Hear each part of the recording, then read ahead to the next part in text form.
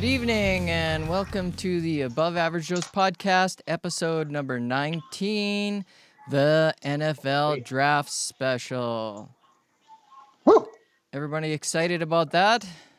I know Heath Why not? is. NFL Christmas coming up. NFL Christmas.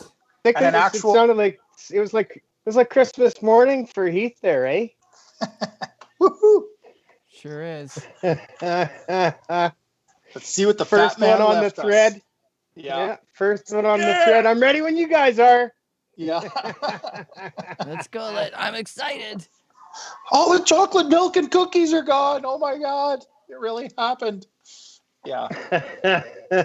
Well, it's just nice to talk about an actual live event in the sporting world that's going on or going to go on. So, for anyone who's a sports fan, being a little bit deprived of live events in any capacity is kind of stressing a guy, So it'll be nice to actually see, as much as it may be awkward with the virtual event, it could be pretty unique. We talked about that before, but at least it's something. It's live. So we're going to get into a few picks and people we like and all that kind of stuff, but maybe even a couple of deals we think could be made, should be made, things of that nature. But what we did was we went through and the first two rounds, and we're going to do a mock draft. So we're each going to take a turn being the general manager of a specific team, just in a bit of a rotation here. Maddie's going to get to pick for his Niners. Kyle will get to pick for his Packers. And then I'll pick for my Broncos when our turns come up. So it's going to kind of go around the merry-go-round, and we'll pick who we think, barring trades, if there's no trades, who we think is going to be the selection at each of those spots. So looking at a few of the names out there, though, and it's smoke season. Hey, 420 today, boys. Woo! Yeah, it's smoke season in the NFL too. So there's a lot of smoke shows going on, and we could even discuss a couple of those. One that I had heard today was the Giants were looking at picking a quarterback at number 4, even though they picked Daniel Jones last year. No. Yeah, trying to create a market for somebody to move up to go ahead and pick a quarterback. Not thinking the Giants would actually, but I mean, it's they all fake get news. a new head coach, It's and he isn't their guy. So. It didn't happen. Yeah, it didn't happen. But it's silly season, right? So you hear these things and you're like, what the hell is that? Right? So things of that nature. Another one that I think might just happen is the rumor mill's churning about Jacksonville's running back, Mr. Leonard Fournette. He doesn't really like it there. They've gotten rid of everybody else. They're talking they may deal him too at the draft. So not just picks that go moving on the draft radar or at the draft table, but there's guys on the radar for movement potentially once the draft gets going. So I don't know what your guys' thoughts are, but I mean, someone like a Fournette, who's a Pro Bowl quality running back on a team that's obviously rebuilding, would you think he's worth a first-round pick, a second-round pick, a third-round pick? If he stayed healthy a lot longer, he could be worth a first for sure. Yeah. But I think health is a definite issue here for him. Yeah. And that 50-year option, he's going to be starting to look for a little extra money. Do you potentially deal him before you maybe have to pay him too? If he has a great year this year, maybe. Yeah. There are a couple of teams out there that potentially could use a decent running back. One of them maybe being the Miami Dolphins. If they can maybe get him for their last first-round pick, they may want to go with a fresh set of wheels out of the draft. Things of that nature, I guess. Yeah. Anyway, smoke season. Like I said, lots of smoke. We'll see where the fires are, I guess, come draft day in a couple of days. So do you guys want to just jump right into it and get started on making some selections? You lead us, a wise one. Oh, wise one. You're Oh, you're wow. almost like the commissioner and owner. You're like Jerry Jones. Oh, thanks.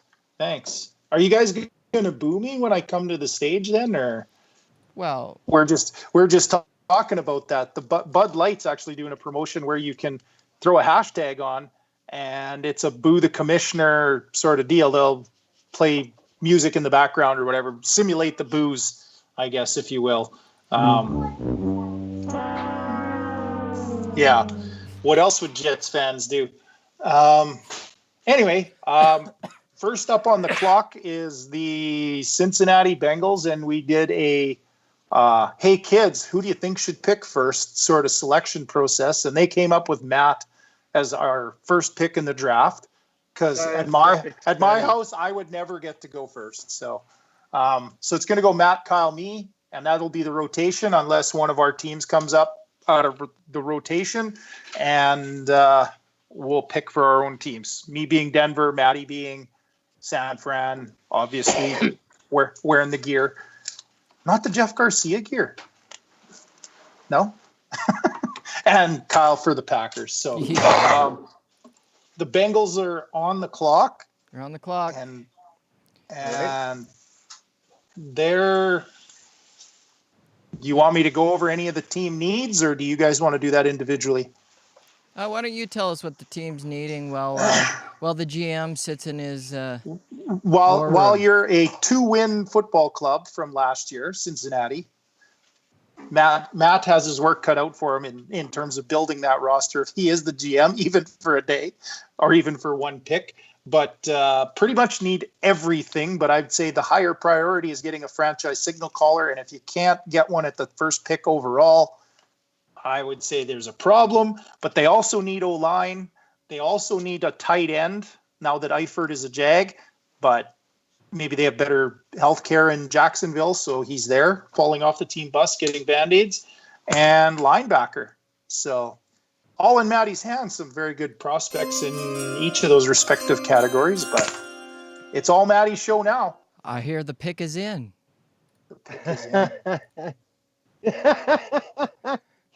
Well, here's the thing: is I'm really glad that this is only a fantasy or a mock-up because there is no freaking way I would have the balls to do this with real, lives and careers and dollars at stake. Holy shit! Is there a lot to go through in this? Wow! But this Yes. pick is easy. Because I actually, despite the fact that I'm not real well schooled in my NCAA prospects, I did see this kid play in the national championship last year, and he impressed the hell out of me. He is so detailed and good in his form. His dropbacks look the same no matter whether it's play action or handing the ball off or throwing the ball. It's just beautiful. So yeah, Joe Burrow from LSU, absolutely number one. Well done. Well described.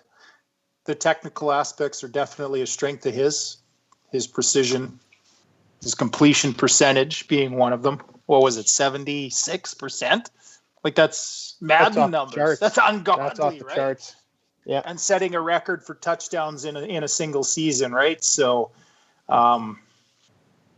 that's a good place to start, right? Everybody's after that franchise guy. Burrow has all the characteristics. If there was one knock on the guy, from what I could read, he doesn't have the giant arm. But there's a lot of guys right now that don't have the giant arm who are very effective quarterbacks. Drew Brees didn't have a big arm, but his brains, his savvy, his poise, all the technical stuff, like you had mentioned, Matty, he has those in spades, right? So the best quarterbacks in my mind are the ones whose goal is to get the ball into the playmaker's hands. Right. And he gets that that's for all sure. You have to do. Yeah. Yeah. So well done, Matty. Good pick.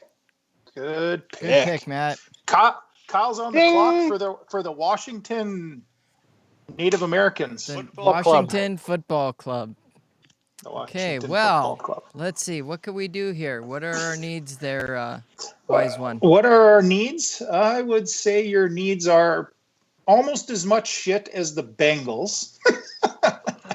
Everything from the owner down. Yeah, actually, if you can draft a new owner, you're probably laughing. Know any billionaires who need a job? I'm just trying to find them buggers here. Well, they need probably some D-line help. Could be in Some the NFC East, I maybe believe. some wide receiver help. Yep, that would be a good place Maybe to a running start. back. They've got McLaurin at wide out, but they could sure use somebody else there. Help that young quarterback out. Maybe quarterback. Maybe, Maybe. possibly. Yeah. I do know How that much- they've got 2 expiring over 30 pass rushers on the roster that have 1 year left on their deal too. They did draft Montez Sweat last year as a D end. Possibly another area of need. But Where how are much we? does Washington my head- Redskins. how much Yeah, does I had my D-line wide out, running back, and corner. How as much their does my 4 head needs. coach like the quarterback he was He was given? he inherited? That's my Yeah. question out there. Well, and you know, it all depends on how you look at it. When you draft a guy with a large amount of draft capital as a first-round pick or a high in the first-round type pick, I don't think the next head coach gets to boot him out of town right away. He probably doesn't get the job if he doesn't think he can work with him. But then again, Unless you're Arizona Arizona. did the same thing. They took Rosen high at 11 overall, I believe it was. Next year, new head coach. See you later, Rosen. We're going with the new kid, right? With That's Murray. right. So it can be done. It has been done. So the pick is in. The pick is in, and the Washington Football Club with the second pick overall in the 2020 NFL Draft, live from yours and our living rooms and basements. Chase Young, defensive end. Chase Young. Ohio Is State. there a better name for defensive end than Chase? Yeah. Well Quite put, possibly there isn't one. I think personally that Rivera, being a defensive guy, he's going to go and make sure he has the tools to succeed today and tomorrow. So maybe they'll let a guy like Kerrigan, who's up in years, maybe they'll even deal him, see what they can get for him. I don't know. Maybe he mentors the rest, but a hell of a pick. Well, when you're getting compared to Julius Peppers, you must be doing okay. I've seen multiple guys come out and say that he graded out higher as an impact defensive end than they've seen in any draft in the last 5 to 7 years. That's some pretty big names, some pretty big company. He's not as much of a power guy as like Bosa was last year, but the kid has gears. If he refines his hand placement, like he's a 10-sack guy, maybe out of the box, and he's still really raw. That's spooky. That's really spooky. So, really good pick there, Kyle. Riverboat Ron will give you the thumbs up. It was almost as easy as that Well, first pick. Unless you were completely insane and actually thought about the whole quarterback thing. Well, I mean it's not insane. It's not an impossible thought. It's highly unlikely, but it's not impossible, right? So, like me and a supermodel hooking up, it's not impossible. Could happen. You're right. Could happen. It's not impossible. Especially on 420, she could think I'm something I'm not. Anyway, I'm on the clock for Kyle's second favorite team, the Detroit Lions. Woohoo! Woo-hoo. Let's go Detroit. And Detroit lost a stud corner this year in Slay. They have a defensive head coach who needs some D-line help also. Being a defensive coach, he's probably going to go and lean towards the D side of the ball early, or as an organization also. They also could probably use another young wide receiver to pair with Golladay. Jones, a nice inside receiver. Golden Tate was gone. And a running back. Kerryon Johnson's a hell of a back, but had some issues with staying healthy, and they don't have any depth chart behind them. So they could probably stand to get a little help in that area. But if I'm Detroit, I think you can mix and match a little bit. Patricia was pretty good with that in his time with Bill in the front seven. You can't just put guys on the island and hope and pray. They did get another corner. I believe it was Trufant that they signed, who doesn't have it to be the number one guy anymore, but could be a very good complement corner. He's still playing? Yeah, he's still playing. Wow, like that Trufant? Marcus Yeah. Trufant? Holy shit. Or, sorry, Desmond, I believe. Anyway. Okay, so that's younger then, right? I would still think that they got some room to improve in the secondary at that they need that shutdown man corner. And like Chase Young, there weren't too many guys in the last few drafts who've graded out this high for the position. Jeff Okuda is going to be my pick out of Ohio State, and he's got all the makings of a 10-year Pro Bowl shutdown man-to-man corner, which you need in today's NFL. You need in spades. So absolutely, that was great pick. that was my pick. So great pick. I think now we're getting into the dicier territory, right? Yeah, we're now it's going to get a little more fun. Yeah, so the New York Giants, Maddie's up next with the Giants. And Maddie, they're looking at O-line because, well, they haven't had one worth of shit in years. They're really thin at linebacker. Engram at tight end has had injury issues that he may not come back the same. He may not last very long if he does come back. And they definitely, since Odell took leave and they dealt him off to Cleveland, I think they could use a true number one receiver. So those would be my four categories: O-line, linebacker, tight end, wide out. That, like I said, it was silly season. There was the smoke screen out there that they were looking at. I believe it was Herbert as the quarterback of choice there, threatening to potentially take him or whatever. But I think it's just a smoke screen, to be honest, because Daniel Jones, I'm pretty sure they don't hire the next head coach if he doesn't like Daniel Jones. So you're up, Maddie. Any thoughts? This one's actually not that hard. No? No, Good. I think think generally, having an identified need as at linebacker, I think I would definitely take Isaiah Simmons out of Clemson. Ooh, nice pick, man. 6'4", 238. He can play some safety too. They said his ability I was reading. to cover He's a utility guy. He can play 5 positions. They said on the defense. A bigger And Troy Polamalu, hugely important. Nice. You can line him But up. does he have his instincts? Spots.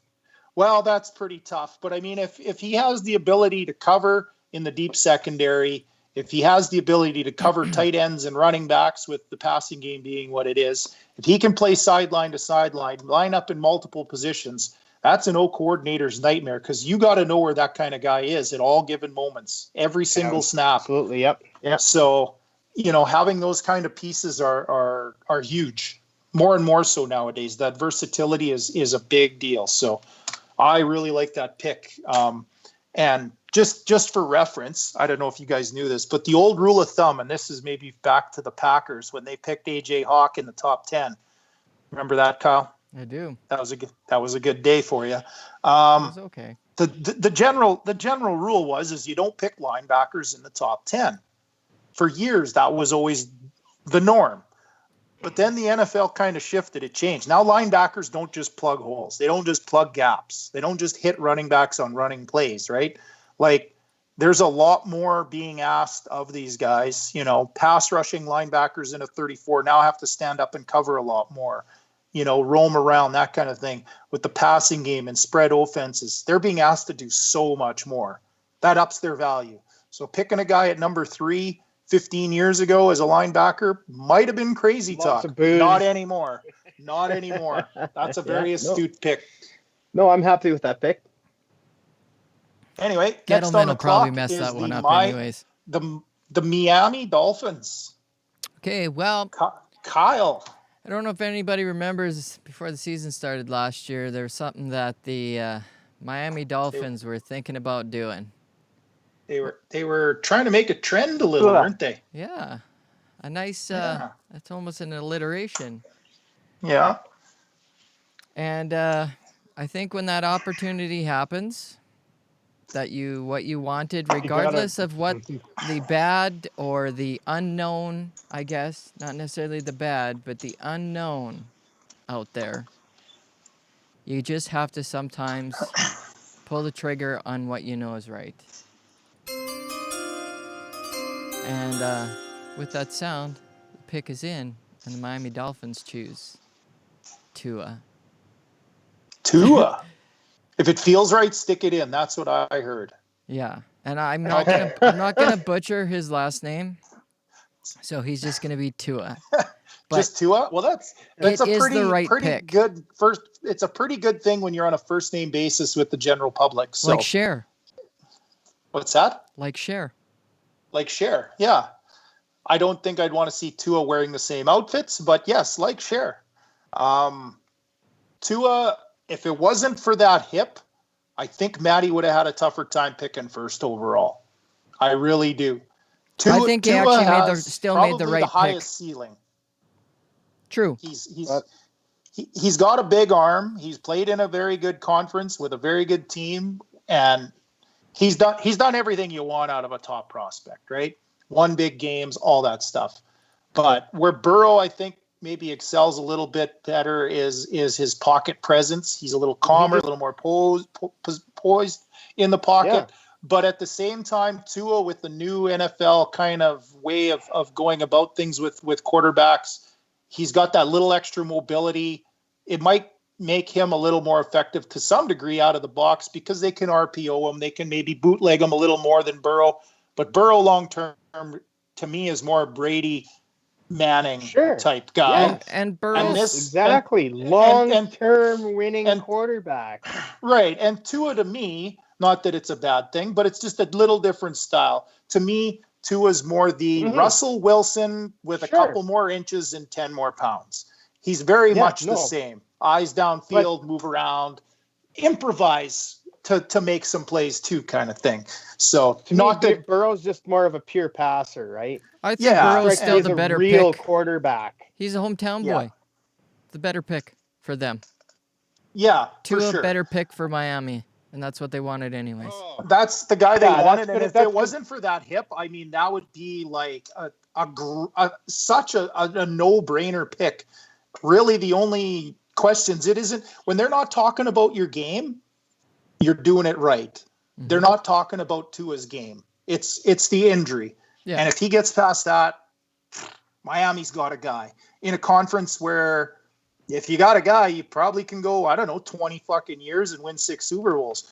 Good on like Miami. They did with Dan Marino's. Yeah, Dan Marino. All those Super Bowls they won.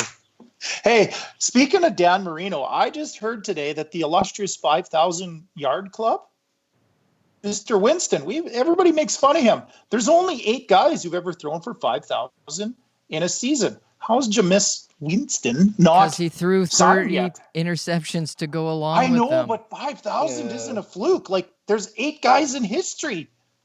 Not even Manning threw for 5K. So that's indicative that he's putting the ball in the air a lot, right? Right, but I mean that he actually can get completions too. I mean, albeit to the wrong team on occasion, but I mean there is something to work with, and usually if there's something to work with, especially on a young guy, somebody's going to take a chance. So somebody in this draft board when we go through is going to miss out on a quarterback that maybe needs a quarterback. There's an obvious landing spot for Mr. Winston. So anyway, I digress. It's my pick. And the Chargers are on the clock. Charging. They can't possibly make this. They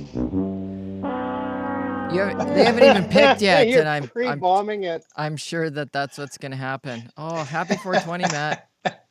Well, if it was me and being a Broncos fan, I should just be a asshole and pick a kicker in the first round, 6th overall for him, but I'm not going to. The Chargers, in my opinion, like they do need a quarterback. They need O-line help. They need a tight end now that one has left town. And they do need a little help at linebacker. I really was hoping that Isaiah Simmons would slide to that position, but as much as they need him and they could pair him with Derwin James, I really don't think you go about the way you've gone about things in the offseason to this point, like the Chargers have at the quarterback position, and pretend with a very good playoff ready roster that Tyrod Taylor is going to be your guy to get you there. Taylor's a good quarterback, but he's not maybe a 10-win quarterback. If all things line up, yeah. So their position all offseason has been on getting a quarterback. So as much as the two that I would prefer if I was the Chargers are off the board right now, I would have to say a young man from Oregon would be my pick. Justin Herbert.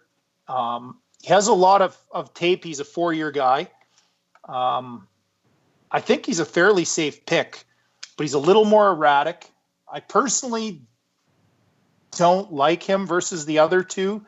I don't know that he has a huge upside. It's a bit of an upside. He's just the safest pick for now. He's got mobility. He's that Josh Allen 6'6", 235, 240 prototype size guy who can move a little bit. So unfortunately, the Chargers may have to put him in a little sooner. I think if Tyrod can go half a year or if not a whole year as the starter, that would be good, because I think there's some definite gains to be made with him sitting on the bench. But I would say Justin Herbert. He's my dude. Nice pick. Chargering. They have to do something. Well, I have to do something, yeah. But in the same vein, like I said, with them doing virtually nothing at the quarterback position since the season ended, other than letting Rivers walk, yeah. They're forced to pick somebody. So that's who fell to me at 6, and that's who I'm going to go with. So up next is the Carolina Panthers and Maddie. Panthers. I feel honored to be representing the Panthers because, of course, that's my youngest boy's team too. So. Oh, I thought maybe you're wearing some Black Panther. What was that? What was from Anchorman there? Sex Panther. That's your Sex Panther. Sex Panther. There you go. Made a real 60% of the time Panther, it works so you know every it's time. Good. Oh, nice. So, Maddie, how do you feel about your offense with your new coordinator and your new quarterback and all those little toys that they got there? You got enough offense? You got enough offense in Carolina? Well, here's what my boy told me, and he watches them a hell of a lot more carefully than I do. Is that he feels their biggest need is defensively.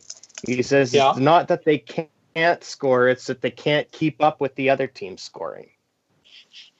Very good assessment. Good assessment. Smart kid.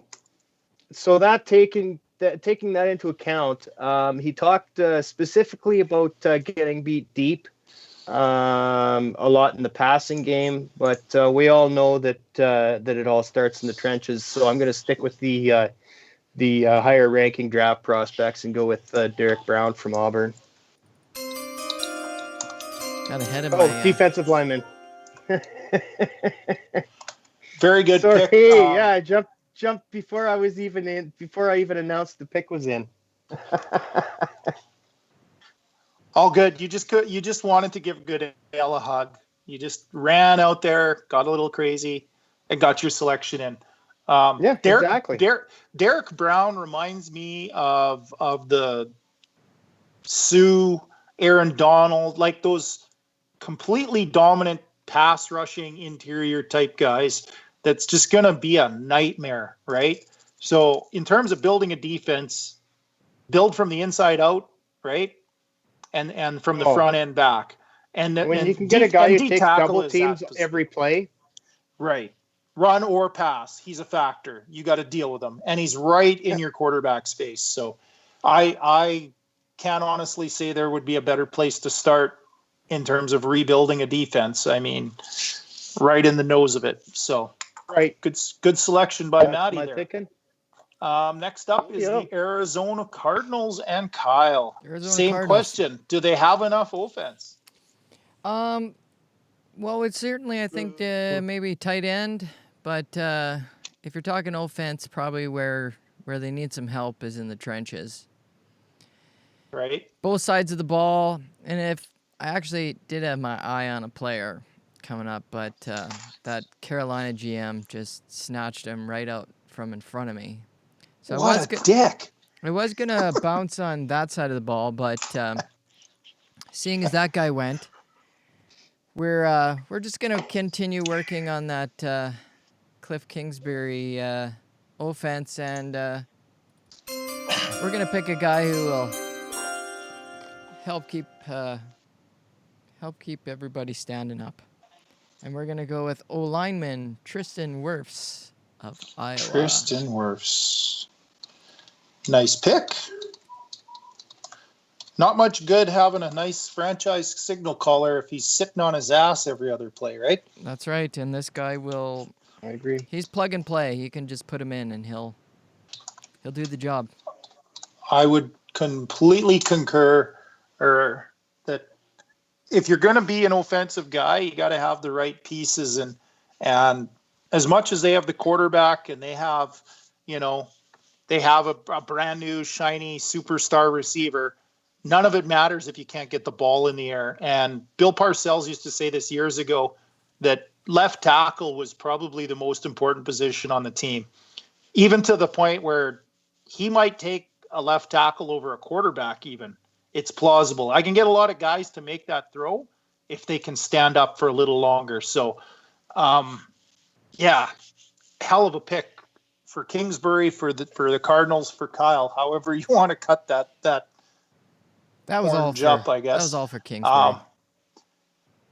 Wirfs will be that guy. Hopefully 10-year starter, Pro Bowler, away you go. This high in the draft, that's what you're going for. So right. That puts me on the clock with the Jacksonville Jaguars. The Jags. The Jags got. They need lots of help. Well, they do, and they're making sure they need a lot of help because they seem to keep getting rid of guys. Tank for the Trevor. Last two, the tank for Tua is not going to work for them, but same theory, right? Tank for Trevor. Same theory. Where they could be a little bit unique is they've got I can't say his Yannick, their D end that they're trying to shop. Maybe they'll shop him here at this draft for a pick in this draft. They got Leonard Fournette, who is apparently available or being shopped. So if they're going with a complete and total rebuild, me personally, I don't think you go get the next quarterback. I don't think you go get the splashy receiver, even though there's a lot of them in this draft. It starts in the trenches. So my thought is that one of Wirfs or another guy were probably going to be the top couple of linemen in the draft. And if you're going to start with Gardner Minshew as your quarterback, regardless of who's running the ball, they've got some decent weapons. I think you got to invest in your line. And I'm going to go with, am I waiting for the music or? There we go. I don't want to run out and hug Goodell because I might get the Wuhan.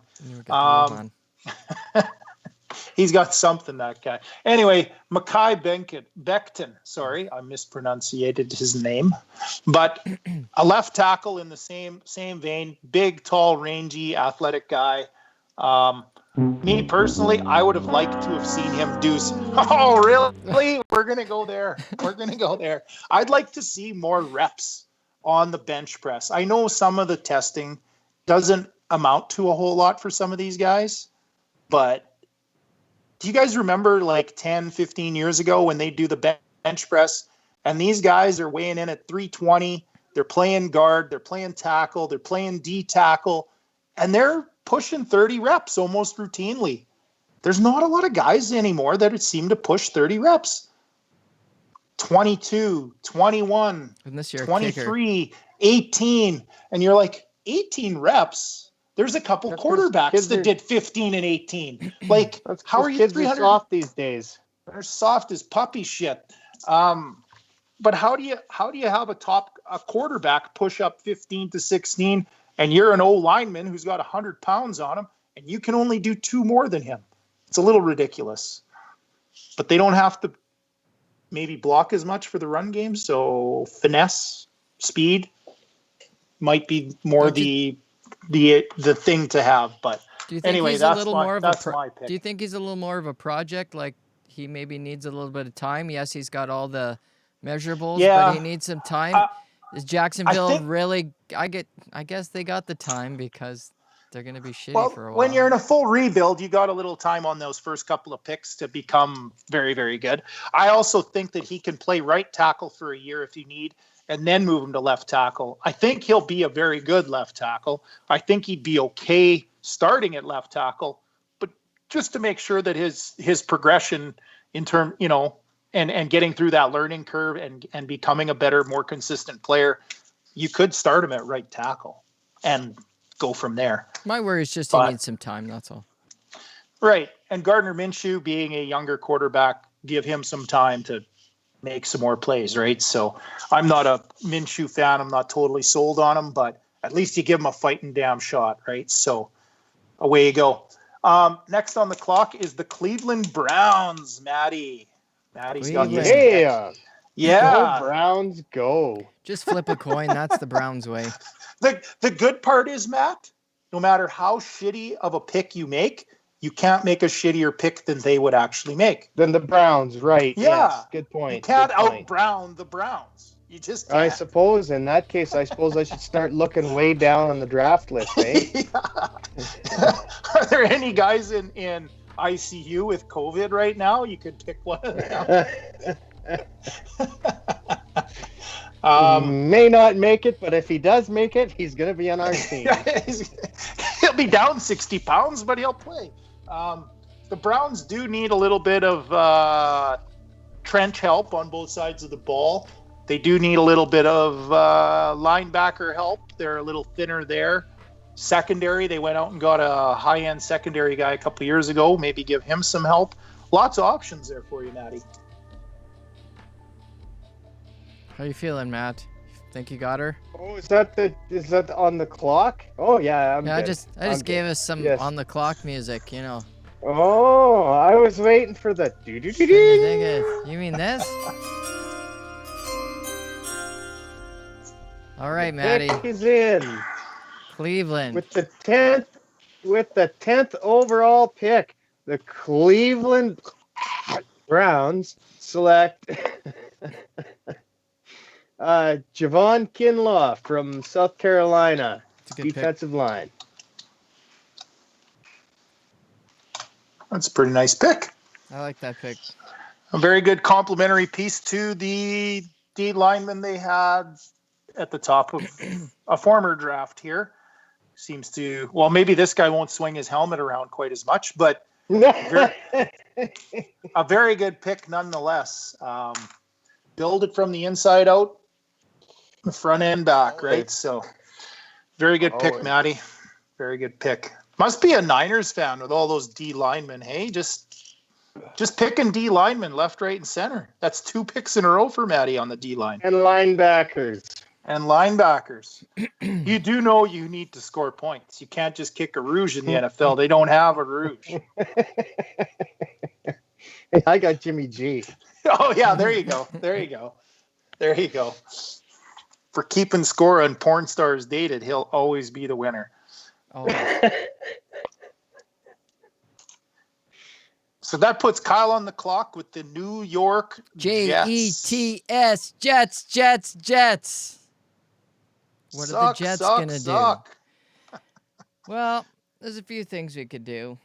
We're in need of a few things. Some O-line help. Some corner help. That is true. Certainly. Well, we got a running back. He's old, but he's still... He'll do for now, right? He'll do for now. Now the question is, we also need some wide receiver help. We lost Anderson.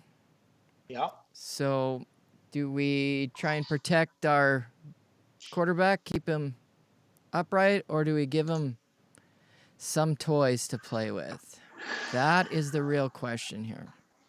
How long can he stand up to find the receiver, or do you give him someone he can find sooner? Fair question. It is a fair question. And in very Jets fashion, the New York Jets select wide receiver Jerry Jeudy, Alabama.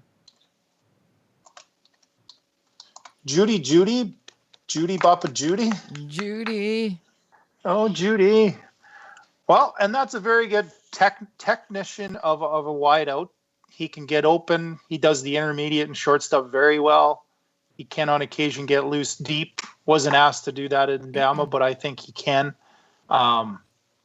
Probably the safest prospect in a lot of ways at the wide receiver position. I know CeeDee Lamb was another name that's up there, but Judy being able to run routes, get the ball out quick. I think Gase and Darnold would appreciate having somebody like that. And if you're going to have O-line issues, the ball has to come out quick. You're not really going to have the time to make the shots. So very good pick, Mr. Bottcher. Thank you very much. You should get on that Packers staff if you're good at picking receivers. The Raiders are up next. The Raiders. Hey, it's my turn. Look at that. Look at that. So how does it happen that a Denver Bronco fan gets to make selections for the Chargers and the Raiders to start out our mock draft? That's totally up to fate because your kids picked the order essentially, right? That is true. So anyway, it's a mock draft, so you can mock them. The Raiders. There you go. Exactly.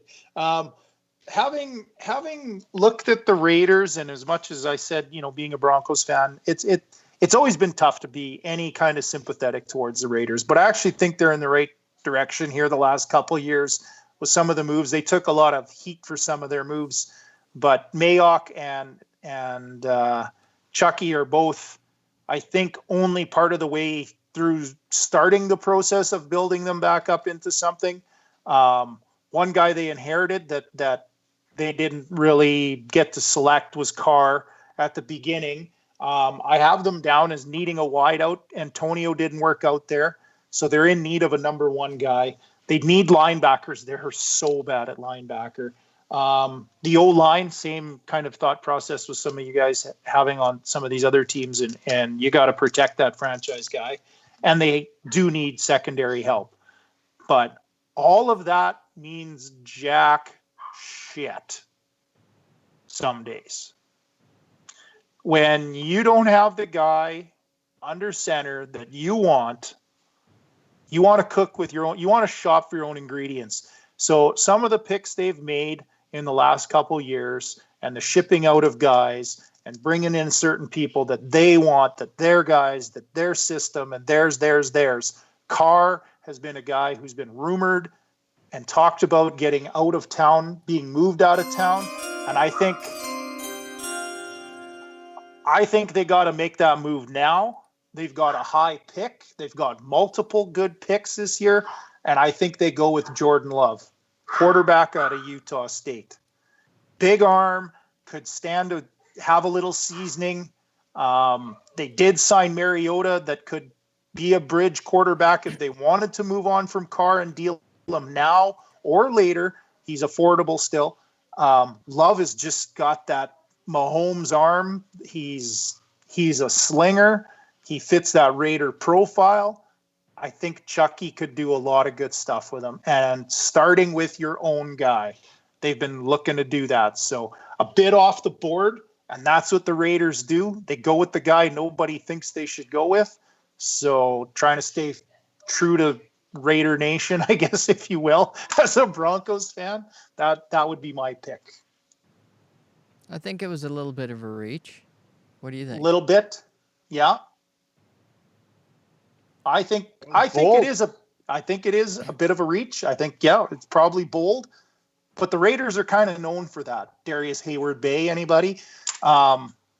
He's probably slotted to go more by talent, by assessment, his scouting report in the 18 to 25 range.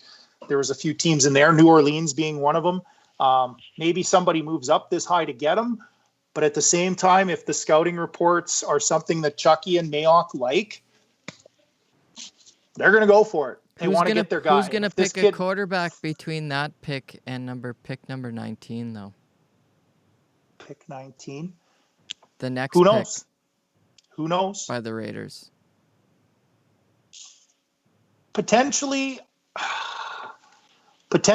Dallas would be a place. I guess if they are moving Tampa on Bay's from got Dak. an older quarterback. They've got the old quarterback. Right. And I mean, not saying that Miami would, because we've obviously picked somebody for them. But if they didn't pick at that position at 5, maybe they're hoping somebody falls. So, but there's also the idea that somebody moves up, because Love is sort of that 4th guy that's supposed to go in the 1st round. If somebody really likes him, they're not going to be scared to go get him. And in that mid-teens sort of area is a very affordable price tag. Right. To move So, up and get him. so you've picked him at 12 in case somebody between 12 and 19 trades up.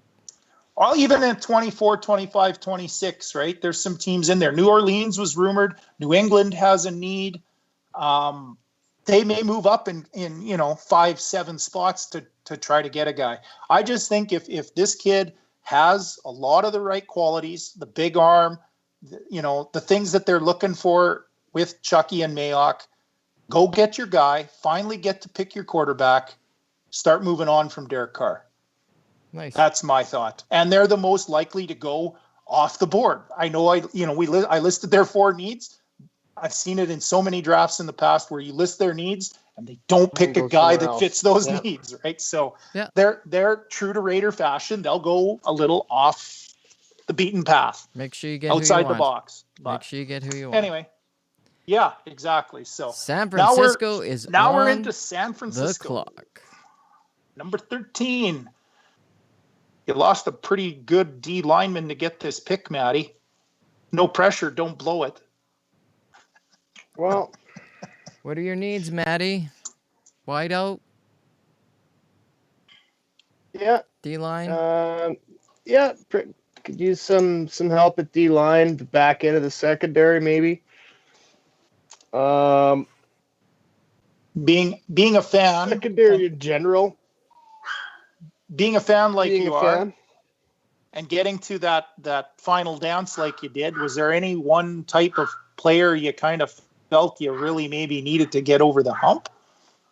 No, I think that same core of guys with that attitude, that cohesiveness that they had, the way that group was coached.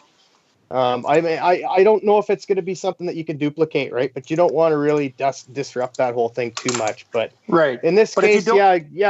If you don't have a huge need. Sure. And I mean, it may have cost us a D lineman, but you don't necessarily have to replace a D lineman with a D lineman. And in this case, is true. I'm going to keep the fresh supply of stud young receivers coming up, and with the 13th pick, we're going to go with CD Lamb. Nice pick. That is a very good pick. Losing Sanders, who seemed to solidify that group down the stretch last year, him being out of town now, you definitely have a need for a starting playmaking receiver, and Lamb definitely fits the bill. He can run, he can catch, he can run a lot of good routes. So very, very good pick, my friend. Very good pick. So next show, you're going to have a CD Lamb shirt on? Is that... You can retire the Vernon Davis. I haven't even got my Jimmy G shirt yet. You haven't even? Oh, well, that you probably should get. We'll give CD a little bit of George time. Kittle. And well, for sure, Kittle.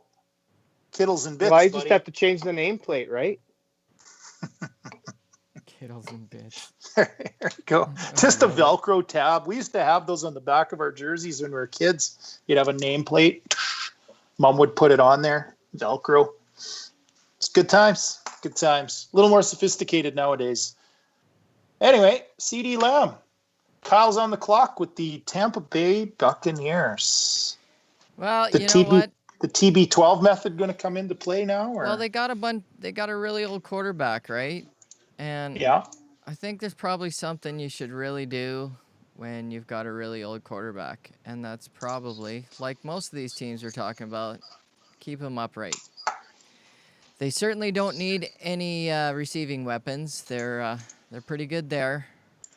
Running back, I thought. yeah, they could probably maybe look for running back, but this isn't really a running back draft. But you got to keep that old guy standing up. You really, really got to keep that old guy standing up. So, with the 14th pick of the 2020 NFL Draft, the Tampa Bay Bucks pick O-lineman Jedrick Willis from Good Nice pick. Alabama. Steal at 14. That is true. That's That what I is true.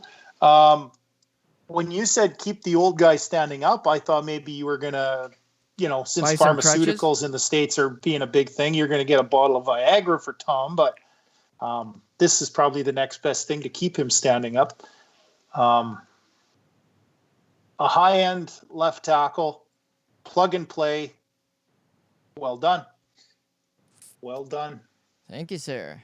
And the Denver Broncos, everybody's 8th favorite team, is on the clock. All righty. Well, I know there's a lot of talk out there about all the defensive pieces that they've lost over time, but Fangio, being a defensive guy, he has 2 stud DNs to work with. I don't feel as though there's anybody on the defensive side right out of the box here that's going to come in and make plays for them like a first-round pick should. They are heavily invested in their young quarterback. They've got Cortland Sutton on the other side, Noah Fant at tight end. They're missing one more thing. That to me is another wideout, and in that same sort of thought process, I think they got to take the speed demon, Henry Ruggs III, out of Alabama, and keep defenses honest. Locke has a big arm. There's only a few quarterbacks in the league that can maybe catch up to a guy who can run a 4.2 something in the 40. Locke is probably one of them. So they can use him on those stretch plays. They need to keep the underneath open for a guy like Noah Fant, who's a very good tight end, pass-catching tight end, and keep the heat off Cortland Sutton. And if you got a young quarterback, you want to give him every opportunity to have the weapons to get the ball out of his hands and learn the positions. So they do need some O-line help, but they weren't that bad last year anyway. And nothing is sexier than a guy who can run a 4.2 anything.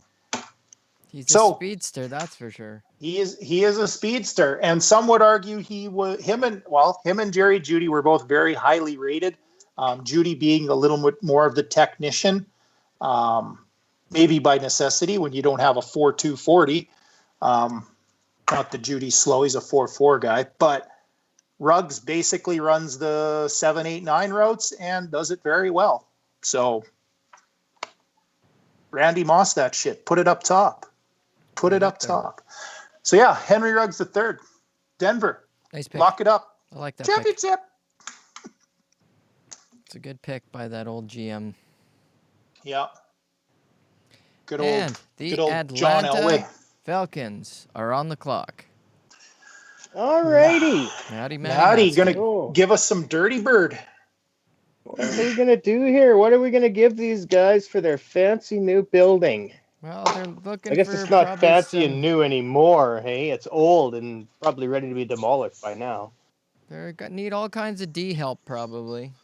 That's kind of what I'm gathering. Yeah, really, really all across the board, right? The line, corner.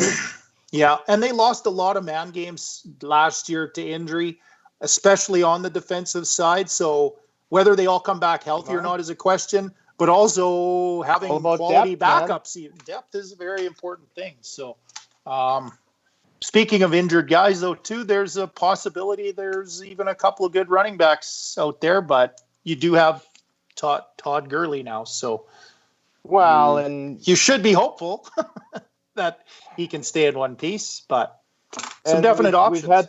We've had this discussion about running backs before too, and their relative value. And I find it interesting that we're halfway through the first round, and I don't think I've seen a single running back yet.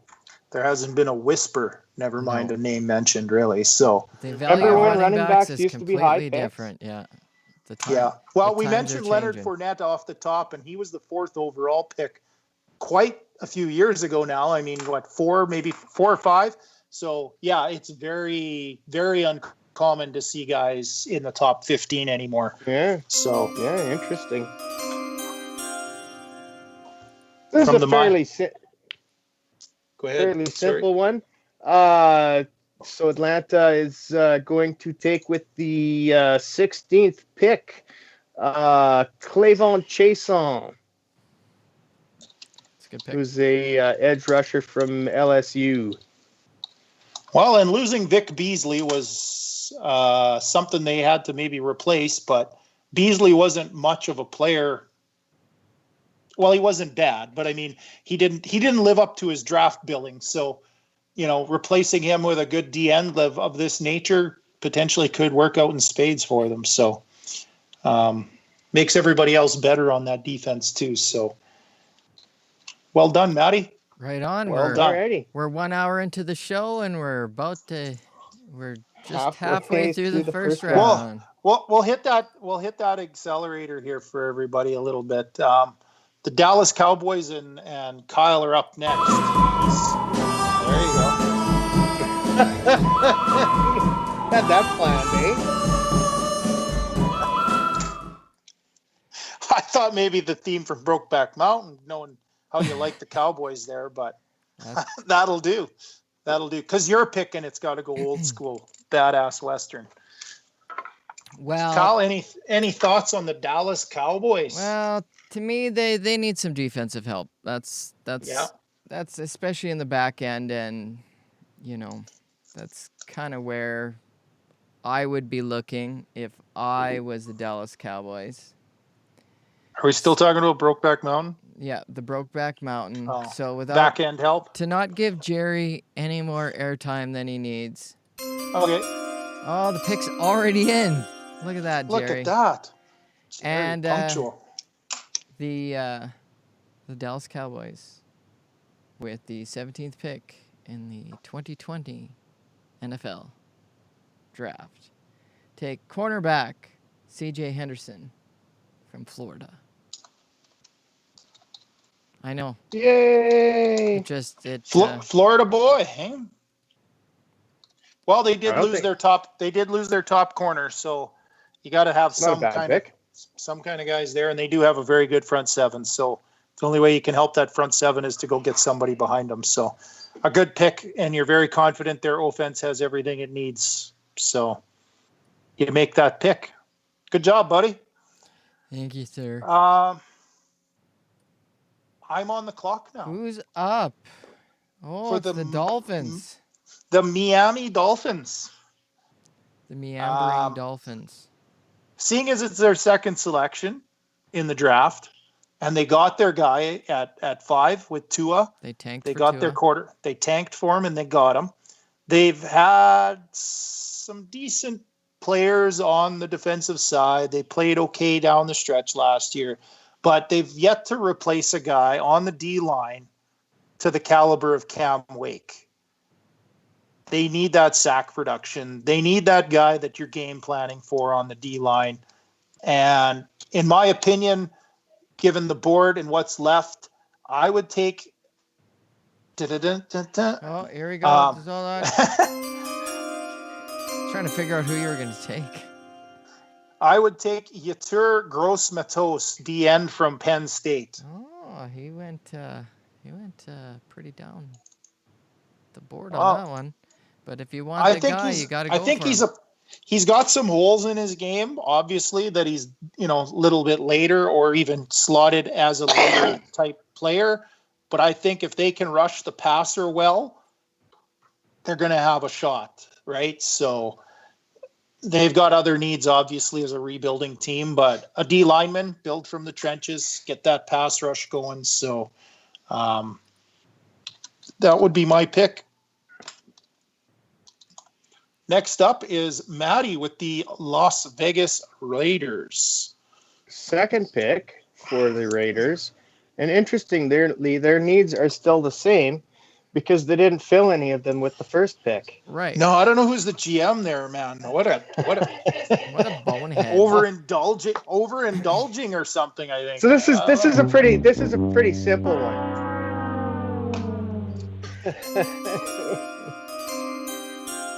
With the 19th pick, the Las Vegas Raiders are going to take offensive lineman Andrew Thomas from Georgia. Nice pick.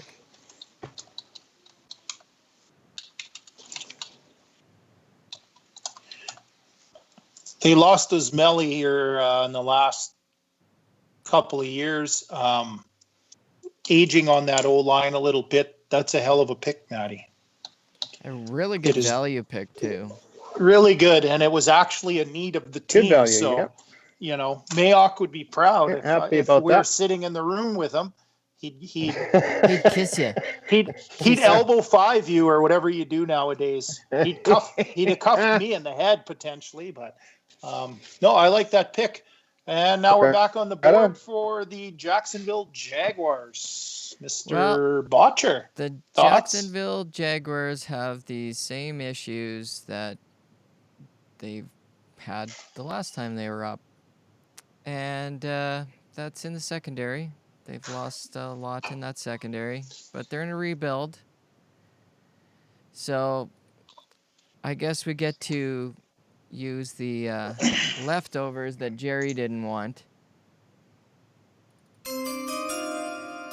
So with the 20th pick in the 2020 NFL Draft, the Jacksonville Jaguars select cornerback Christian Fulton, LSU. LSU, definitely a gamer, a winner. I believe he's long and lanky, if I'm not mistaken. He's got some length to him. Yep. Should be a good guy to start building a secondary around or with, if nothing else. So, a very astute pick by Mr. Bottcher. I'm very astute. You should probably make a couple $1 billion and buy a franchise. I should. I'll get you your Gatorades or whatever you're drinking. You just make picks like that. You'll be fine. Up on the clock, the Philadelphia Eagles. The Philadelphia Eagles. These ain't your daddy's Eagles. Something like that. Well, Carson Wentz is a hell of a quarterback. We know he has some injury history, but all that aside, he has talent. And last year they set a record. They didn't have a single 1,000-yard guy. Injuries, guys in and out of the lineup, everything else. I believe if I'm not mistaken, they only had one guy surpass 500 yards receiving on the year, which kind of tells you that Carson Wentz made chicken salad out of chicken shit. To me, they've got some decent players there, but with the injury history and the age racking up on them, I think you have to start looking at getting him some other weapons. The tight end position on the inside of the field, the running back position in the backfield is all pretty young, pretty solidified, pretty legit. I think those outside weapons need to be looked at. And with my selection for the Philadelphia Eagles,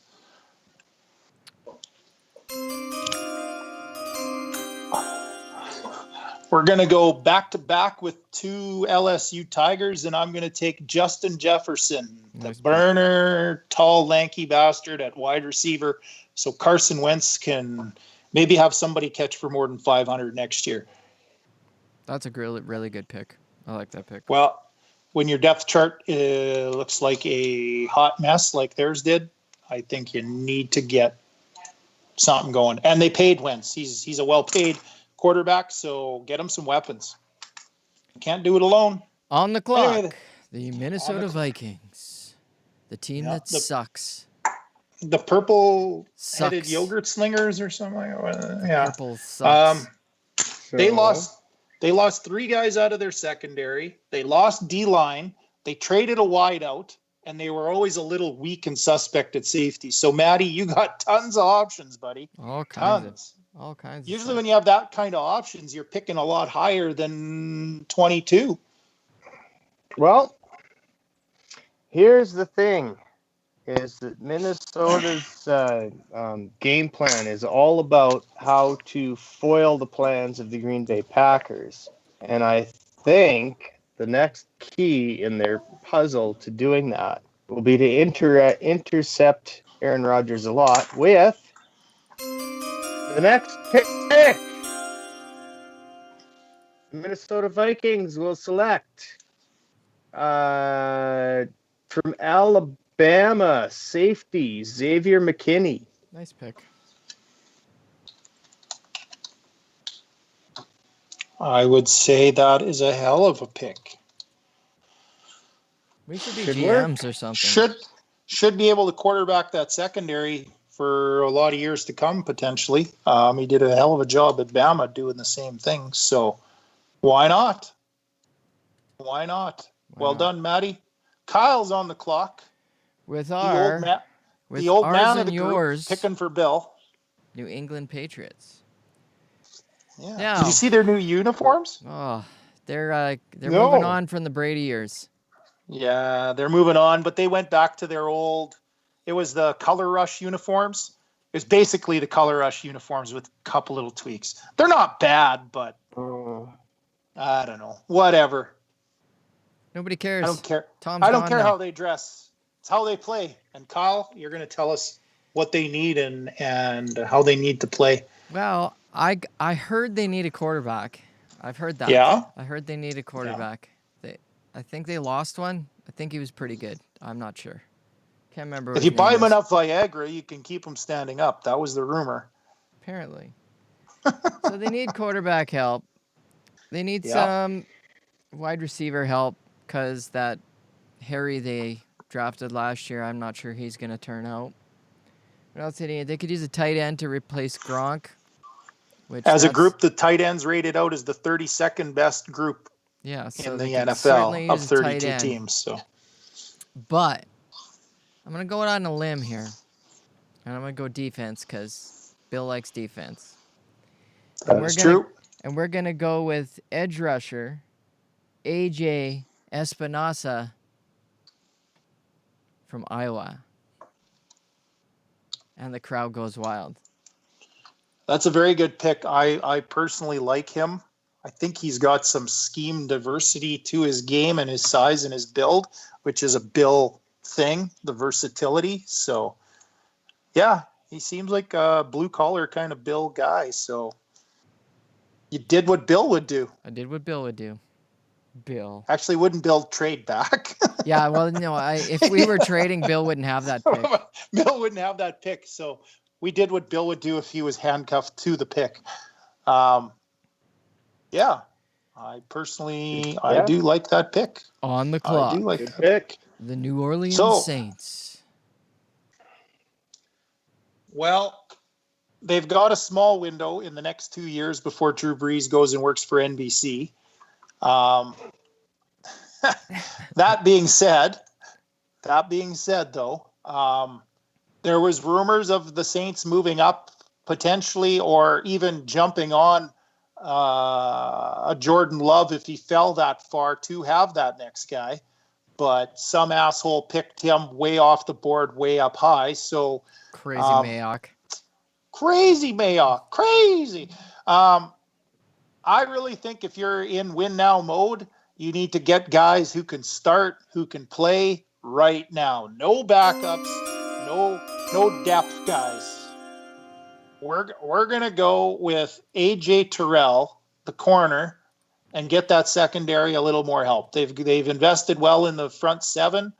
Now just a little more to make sure they can take it home. And playing in a division with Tom Brady and Matt Rule being a offensive guy with the weapons he has in Carolina, and they also have to go into Atlanta and deal with Julio, I think a corner is a good investment. So that's Nice just pick. me. Nope, nice pick. On the clock. Good job. Good job, Heath. That You like that one? the I purple have a like sock hard that? team's on time the clock again. every time somebody talks about Tom Brady in the NFC South, it just makes me shake my head. So back to the NFC North and right back to my Minnesota Vikings. The eh? Vikings. Two picks in a row for me. Yes, How sir. Yes, exciting. sir. So still really the same needs. Maybe added a piece, maybe didn't. That's, so it's so hard to know because, you just don't know what you're getting with a college kid, right? You don't. But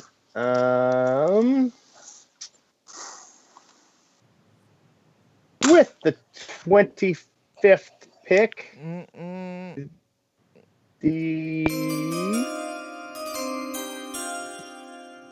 thank you, sir. Yep. Minnesota Vikings will select cornerback from Alabama, Trevon Diggs. Ooh la la. That is a good pick. Considering they lost 3 corners, like I'd previously stated, I mean, you gotta get somebody out there. But he's a very good player. So good on you, Matty. Thank you. See a need, fill a need. And That's I'm pretty how I sure work. pretty sure he's going to be able to stop Aaron Rodgers, no problem. Not. You had your head down typing. I was like, I got to see if he'll catch this one. Doing Much my like job. a Green Bay receiver, you work with your head down. That's right. Doing my job. Doing my Cha-ching. job. So Miami, you picked Tua for him. Now you get another shot to do something for the Dolphins at 26. Yeah. Loaded up on picks. Well, like you were saying earlier, the Miami Dolphins could really use some defensive line help. And you can never have too many defensive linemen. And they've been trying to replace some guys for a while. So with the 26th pick, the Miami Dolphins select defensive end Zach Bond, Wisconsin. You picked him Good because he's pick. from Wisconsin. Hey? No. Shouldn't there be Good a homer horn? pick. Shouldn't there be a homer horn? Oh, that makes it a doubly good pick. Yeah, local there you kid. go. He can turn that edge if he didn't eat too much cheese. He gets all bunged up. No, I really like the pick. Miami having picked Mator Gross in the 18 slot, having 2 guys who can rush the passer is a big deal. And if both of them work out like they look like they should be able to, teams wait multiple years to get 2 impact rushers in the draft. They can get that right out of the gate. That's spectacular. So double down on getting that quarterback on his ass. So I like the pick, Kyle. That puts me on the clock for the Seattle Seahawks. Yeah. Seahawks. Does that mean I have to jump on their bandwagon? Fuck, I hate their bandwagon. No. It's almost... I hate Seattle more than life. Oh, my God. It's full of pretentious fans who don't know football and only started cheering in the last 8 years. Like, yeah, whatever. Anyway, I have to go ahead and pick for him. So that being said, I was a big fan of individual players that they had. Some of them I didn't like the team. There's some things I don't like about their head coach. Schneider finds some good players though. And one of the things he did have in spades during their big, runs, I guess, or their high end team that they had there for a while, is they had very good safety play. So with the 26th pick, 27th, 27th pick, sorry. I'm going to pick Grant Delpit, safety. Out of LSU. That's LSU is like my thing the last little while here. But no, they need that extra help on the back end. They've got a stud at a couple of good linebackers. They really need D end help. But that being said, I think the back end and having the Cam Chancellor, Earl Thomas type of player potentially back there for them is a big help to that front seven. So Grant Delpit. And Maddie with the Baltimore Ravens. What do they even need? Ravens. Well, they need someone to cut the noose off of their neck from choking. Well, they need help in the trenches for sure on both sides, as well as at tight end at the end of the trenches there, and as well as in the linebacking core. So we're thinking they might be okay around the edges, but they're in trouble in the middle. So with that, the Baltimore Ravens will take with the 28th pick Josh Jones from Houston, O-lineman. You suck. Well, thank you. I just needed him to make 2 more picks. Oh, didn't fall to Green Bay, did he? He didn't fall to Green Bay. Well, you win some, you lose some, buddy. So Matty must have made a hell of a pick then if it's a great pick. Definitely on some other teams in that sort of area's radar, right? So that's a great pick. I love that pick.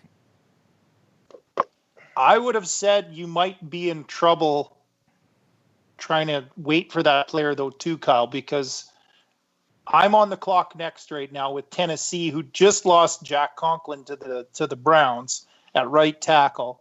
And in a power run scheme, you need O-linemen. So Jones was my top rated O-lineman on the board too. So yeah, I was surprised he was still even available this late. So, oh well. So we have on the clock is the Tennessee Titans, and I believe that's you again, Heath, right? That is me, yeah. So that being said, if I can't get O-line help, I think I'm going to go get some D-line help. And I'm going to go with, at the 29th pick. Come on. Marlon Davidson, nice defensive pick. end. Nice pick. He's tough, versatile, and he's a very physical player. I think it fits Vrabel, it fits Tennessee, and hey, why not? I didn't get the O-lineman I wanted, so I may as well get somebody who can help me on that trench play. So that puts the Green Bay Packers on the clock with general manager Kyle Bottcher. And I'm pretty sure every player I had in my who I'd like to put here is now gone. Oh, no, one guy's available. Perfect. Uh-oh. At least I think he's available. That'd suck if I pick somebody who's already gone. hey, wasn't it years ago that the Arizona Cardinals picked a tight end who was actually deceased? Was it them or was it in the CFL? I don't know, but man, that would be terrible. Somebody picked the dead guy. I think it was them or I don't know. Winnipeg Blue Bombers. Maybe that's who. Who else? Well, you know. Anyway. we talked a little bit earlier about needs for the Packers, and O-line was definitely one of those, and I wanted Josh Jones, but he's off the board, so we have to move on to what next are we thinking about? Wide receivers? Who's left available? A bunch of good wide receivers, but is the right wide receiver there? I don't think he is. Hard to say, but so where else we need help? Well, you were pretty critical of their wide receivers this year. Yeah, but I don't think now's the time. I think with this a deep pool of in this class, it may not be a bad idea to wait. Is what you're thinking? A lot of wide receivers. So with the number 30 pick of the 2020 NFL Draft, the Green Bay Packers select linebacker Patrick Queen, LSU. Nice. They They bought up a couple linebackers here in the last couple of years, but Can never have too many. who did they lose here? Martinez, I believe, was a MAC linebacker for them, right? Yeah. So Queen coming in, potentially play that inside position somewhere, hopefully.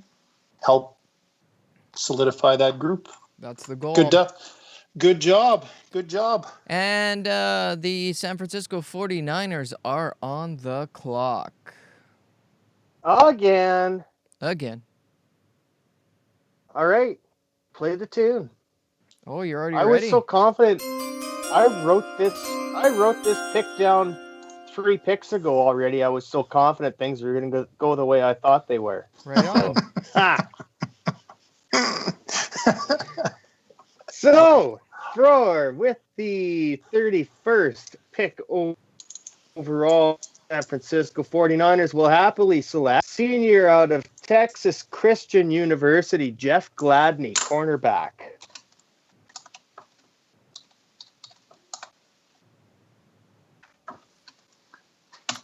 Okay.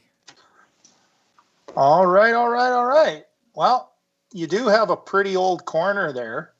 He probably get another 0.1 off his 40 time. He cut all his damn hair off. But you do need maybe a little bit of youthful enthusiasm in that secondary. Nice pick, my friend. You gotta keep refreshing. Yeah. And corners are like running backs. If they lose their wheels, they're done. They lose that pop, they're done. So puts Kyle on the clock, the GM of the Super Bowl champion Kansas City Chiefs. Oh, Super God, don't Bowl say that. champs. I had to. Being a Broncos fan, it hurts just about as much. Not quite Niners fan territory, but Kansas City does have some holes for a Super Bowl champion. They have a couple. They did mask over a few things as far as I'm concerned, with very elite play calling and quarterback play. They brought Sammy back at the wide receiver position, but they're also very cap strapped. So the draft is going to be where they fill the rest of their holes, or if at all. Well, anyway, sometimes holes need to be filled. You're so dirty. And I know we talked a little earlier about something missing from this first round. And just because I don't want it to go that way, with the 32nd pick, the Super Bowl champion Kansas City Chiefs select running back DeAndre Swift, Georgia. Well, again, a great aptly named player, hey? Yes, very much so. All things considered, though, he was rumored to be a guy in those last 7 to 10 picks in the first round, and they do have a need. And if you're going to win via the shootout, you may as well have the best weapons you can. So why not? Why not? All right. It pains me to see that pick, being a Bronco fan, but I understand. Rolling into round 2. Round 2, yeah, I get to pick for the Bengals. Yeah. And you may as well roll tape, because I think I know my guy. Right on.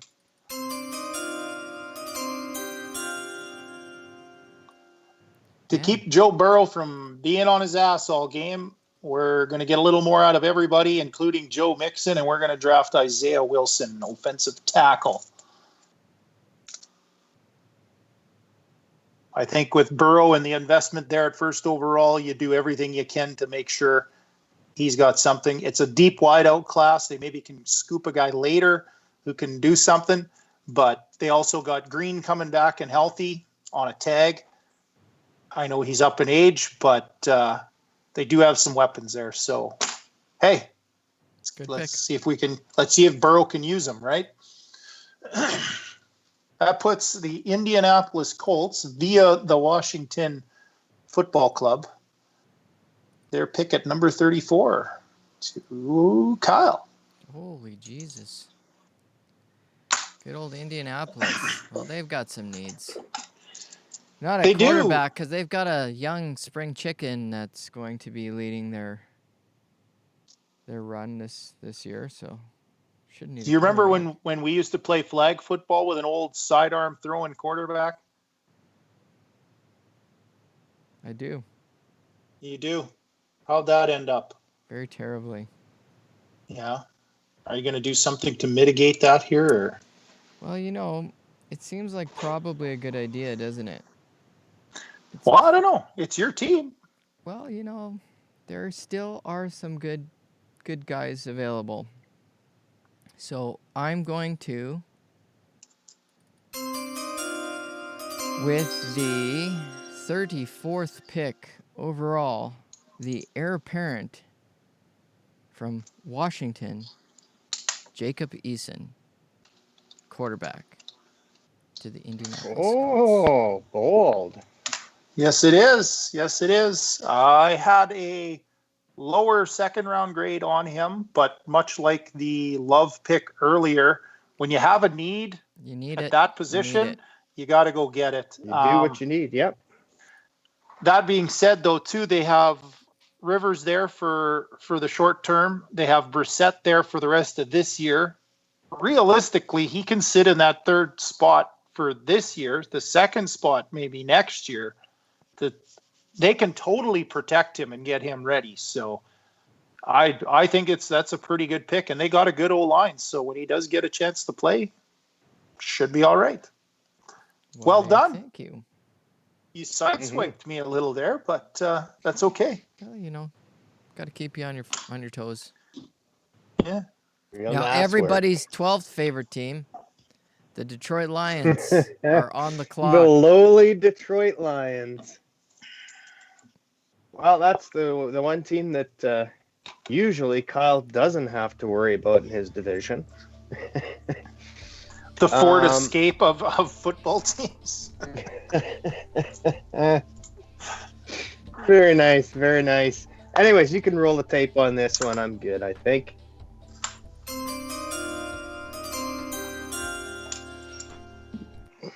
Pick 35, Detroit will take. I'm starting to like these TCU guys. Ross Blacklock, defensive line.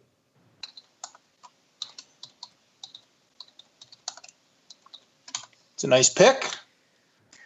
They went out and bought up a New England Patriots pass rusher in free agency here a while back, Mr. Flowers. That's getting a little more mileage out of him and the money they're paying him, and potentially that's a good help for this kid to come in and make some plays. So Patricia probably would concur. He would agree. He would love it. Elbow 5. Elbow 5. So I'm on the clock now with the New York Giants. Are on the clock. And go big or go home, right? So we can roll tape because I'm pretty sure I know who I want. I think they need to go and make sure they got more weapons for the young guy, and I think they're going to maybe double down on a position they got a guy already at, but has some injury issues, and pick Cole Kmet, tight end. A big weapon, a good check down in the middle for Danny Jones. And I believe he's maybe not the consensus, but pretty close to the consensus top tight end in the draft. So valuable position nowadays. And like I said, Ingram being a bit of a Band-Aid, and potentially if he does come back, they can play him split out somewhere too. So Cole Kmet. Kyle with the Chargers. Let's do some charging. Let's see. So the Chargers, hey? What are the needs of the Chargers? The only Charger fan I know is my soon-to-be official brother-in-law, who just got engaged on weekend. Oh, nice. Congratulations, Drew and Sarah. But the Chargers, I don't know, man. They're just so full of charging that I'm not even sure what to do with them. But they certainly need a quarterback. We've discussed that earlier. What else do they need? They need O-line help, linebacker help, tight end help. Where do we want to go with this pick? I think now is a really good time to pick up a center. Why? Why not? So, with the 37th pick, the Los Angeles Chargers select Cesar Ruiz. Cesar. All right. Cesar.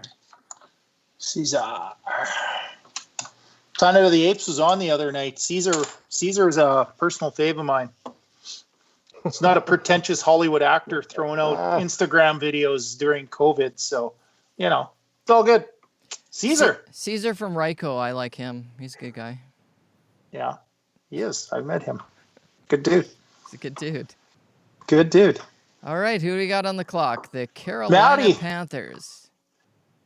And I believe you picked last time with the Panthers. Did you not, I Maddie? sure did, yeah. So I'm happy to pick again for my boy. And in this case, we're, I'm ready to rock.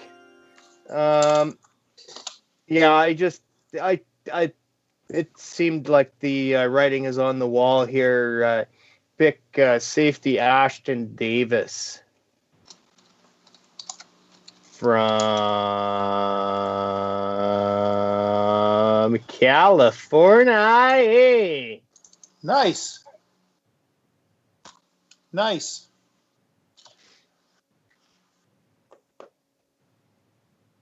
can't find him. There he is. No. Awesome. Yeah. There he is. So that puts me on the clock again with Miami. Good times. Man, they do have a lot of picks, eh? They do. They're very loaded up. I think if any team can control this draft top to bottom, it's probably Miami if their GM has the chops and the balls for it. They did, in our draft here, double up on defensive ends. They did get Tua at the top of the draft. I think in the name of making plays, they have some weaknesses, and one of them I think I'm going to address right now with the 39th pick. I'm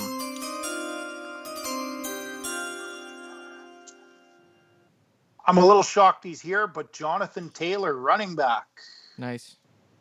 He's a legit three down back. I think it's a good time to get somebody at that position who can be a bell cow, if not just a major factor for them and make plays. He'll help Tua down the road. He'll help Fitzmagic for now. He'll help their defense even. And we just doubled down on the defensive end position. So, he's got some tread on his tires, but I think he's going to be a very good running back. So, Kyle with the Houston Texans. So we need a new GM and a new head coach. And being that it's 420, you could probably do. Maybe we'll wait to the next round to find a head coach. 420. Yeah, you can't draft a head coach or a GM. So part of the reason I took Jonathan Taylor is I kind of thought this is previous to the David Johnson deal, obviously, but I thought they would be in the running for a running back somewhere in the second round, where it seemed like a lot of these guys potentially somebody could slot in. But now that they got David Johnson with with the 40th pick, the Houston Texans select offensive tackle, Boise State, Ezra Cleveland.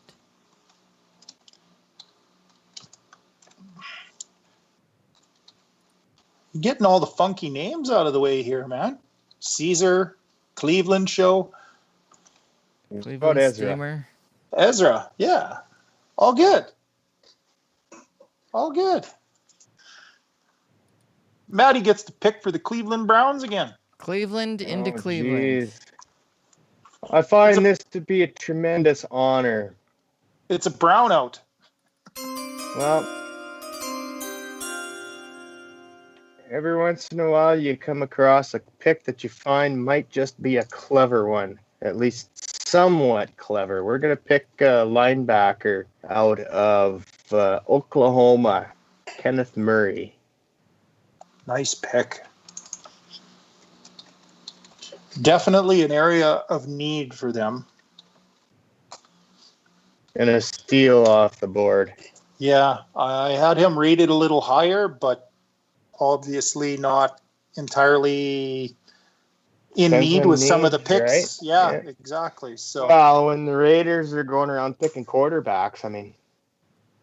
yeah, but that's what the Raiders do. Just doing You're Raider right. type things. All good. That puts me on the clock here with the Jacksonville Jaguars. I'm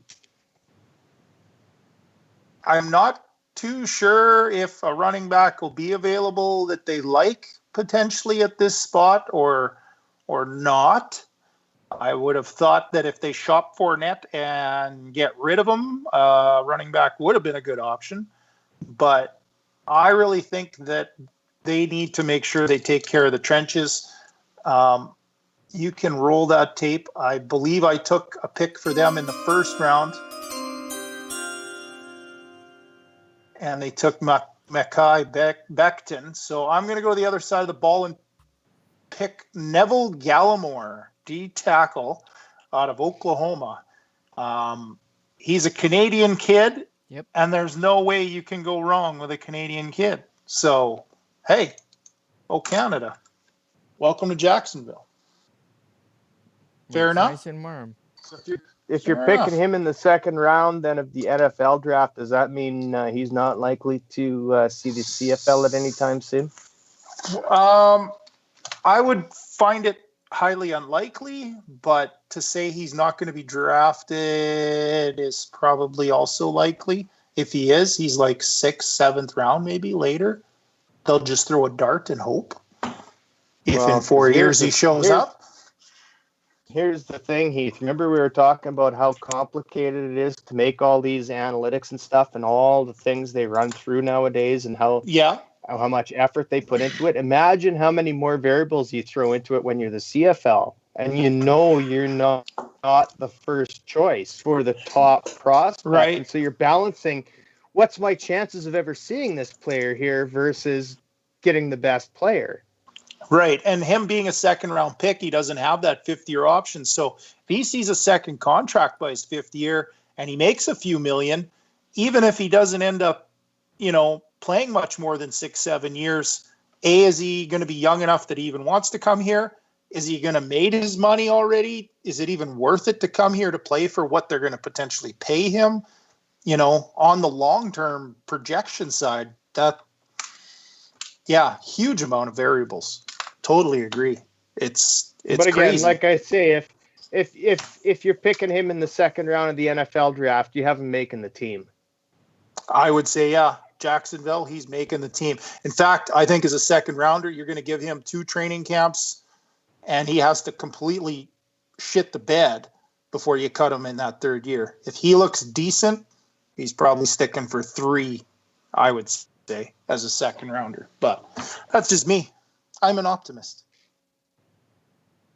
I think Kyle's on the clock for the Chicago Bears, his 3rd favorite team. The Bears. The Bears. How are you allowed to pick for the Bears? I don't know. How are you It'd be allowed like to me pick picking for the Seahawks Seattle or the Cowboys. Yeah. Well, I hate the Bears, but I got to pick for them.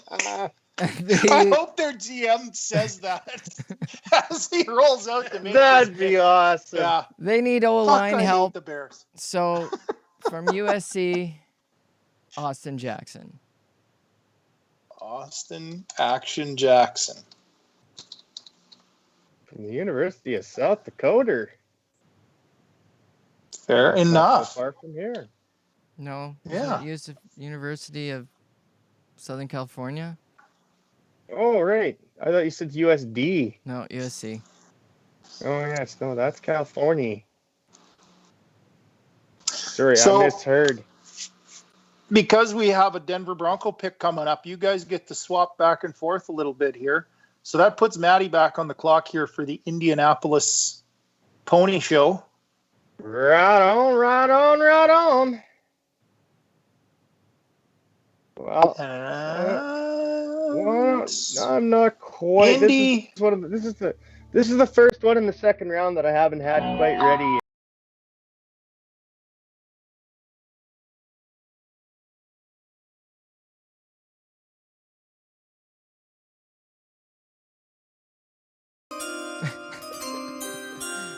And the pick is in. With pick 44, we're going to take from Arizona State, Brandon Ayuk, wide receiver. Very good pick. He's got some versatility, some speed, some ability. If it wasn't such a deep class, I think he would actually have a higher draft slot, just because you don't find this many good receivers in one class, right? So I also think he'll complement Paris and TY there very well. So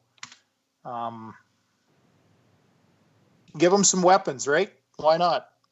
Let Rivers sling it sidearm, or maybe they can grow together. Him and Jacob Eason, I who can't was find this just guy. picked. So are we ordering more Viagra for Tampa? Is that the pick? You're doubling down on Viagra? Cal's on the clock with the Tampa Bay Buccaneers. Heath The Bucks. Degelman for you folks. Wiener jokes. That's what apparently that's what I do. So now I'm doubling down on the wiener jokes. Well, That's Tampa awesome. Bay. Tampa Bay. What do you need, Tampa Bay? Well, Tampa So you got a team that looks like it's ready to win now, or thinks it's ready to win now. Put the cherry on top of the cake here. Did you not pick for them last round, Kyle? I believe you did. I did. You did. And you picked a left tackle to keep Tom upright. How much assistance do you need for the senior citizen, Tom, before you say enough's enough? Are you going to keep helping Tommy? Might as well. Tommy Two Guns?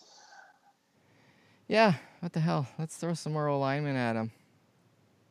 Sure. Might as well. What the hell? So with the 45th pick, the Tampa Bay Buccaneers select guard from Fresno State, Netane Muti.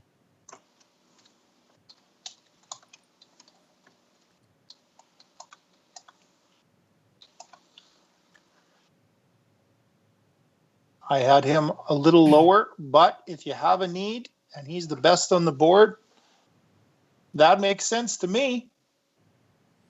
Yay. And the Denver Broncos are on the clock. Oh, shit. Now what do we do? Hey, now what do we do? There's a lot of, having picked in the first round and got that extra weapon for my new love, Mr. Locke, to throw the ball deep to. I think having lost a corner is a very hard thing to see happen. The problem is, I don't know that there's any that I'm really comfortable taking at this spot. So what's a guy to do? Trade back. No Would trade trades back today. be the answer? But we can't trade back. Can't trade. There's a couple of, god damn you guys, and you're picking corners that I like. I think if I have to really get nasty, I think I'm going to go with a secondary guy. but not in the conventional sense. With the 46th pick, the Denver Broncos will pick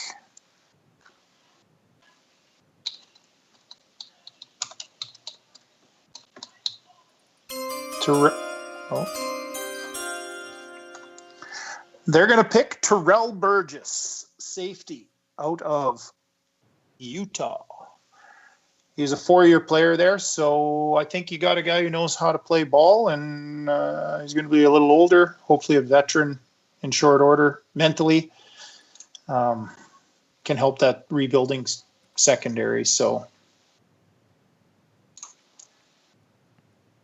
I really wanted Cesar Ruiz, to be honest.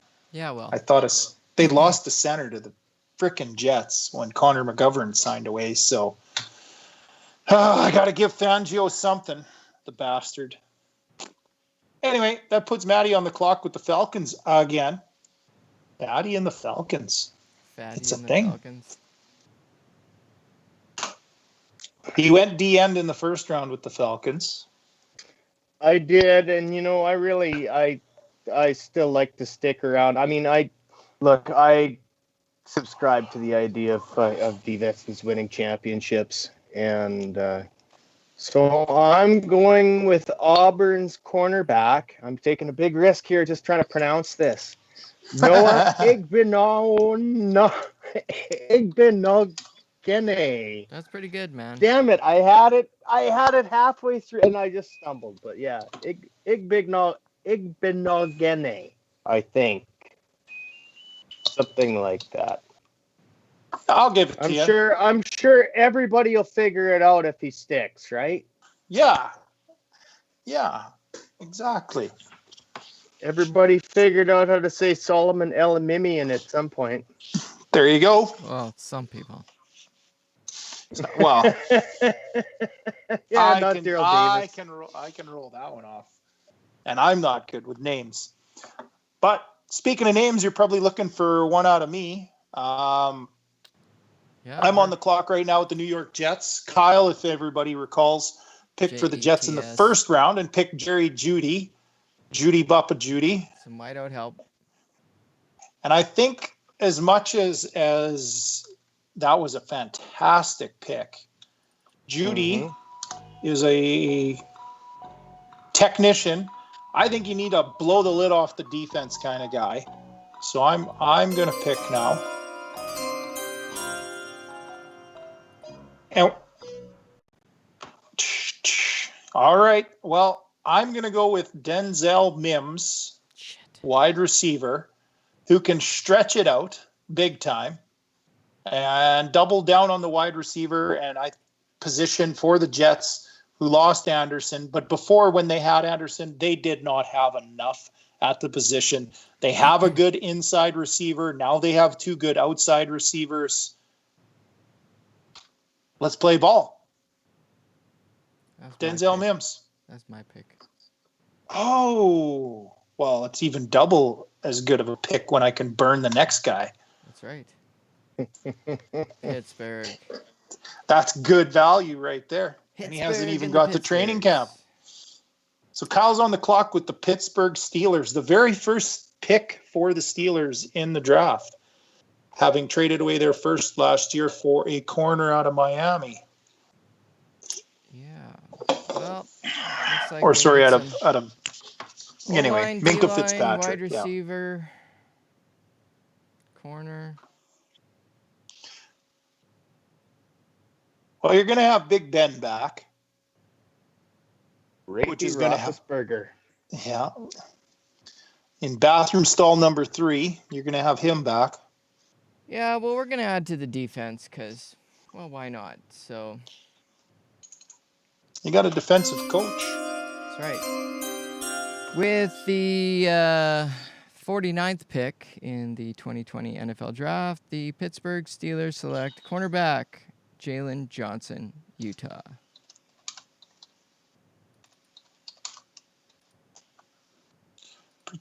Pretty good. Tomlin will like that. He probably won't have to trip anybody on the sidelines now that he's got a player of that quality. that puts Maddie on the clock now with the Chicago Bears. The Bears. The Bears.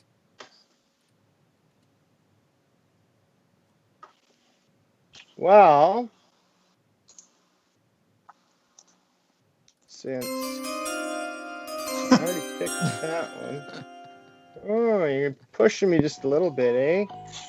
Well, geez, I had it, and then I kind of lost it. It's hard to think and listen to you guys at the same time,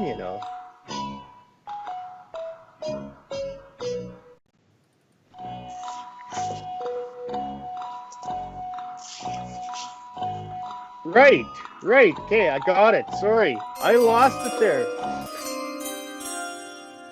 Started searching, and then I lost my pick. It's Lloyd Cushenberry III from LSU, lineman.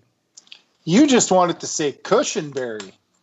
Actually, I wanted to rail for a minute about idiots putting their third and the second and junior and senior and shit on the back of their jersey. It's not your damn last name, you jackass. I thought it was about the Kush. That's a whole different episode. Yeah. Your name is not a number. You're not a Roman numeral. Exactly. Get it off there. I am not a number. I am a free man. The 3 is to distinguish you from your father and your grandfather. Unless they're on the fucking field with you, it's irrelevant. Cushenberry. But I guarantee you he'll have 1, 2, 3 on there.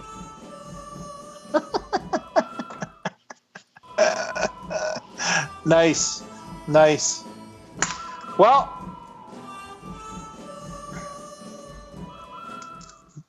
there are some things. The Cowboys. Well, you may or may not like me more when I make this pick, but McCarthy being in town, they've got the offense. I believe in the first round, Kyle selected a corner, which was their greatest need. Now that need is filled, me personally, I think I am free to maybe look at some different options. I don't maybe need to draft for need. I can go best player available or roll the dice a little bit. So,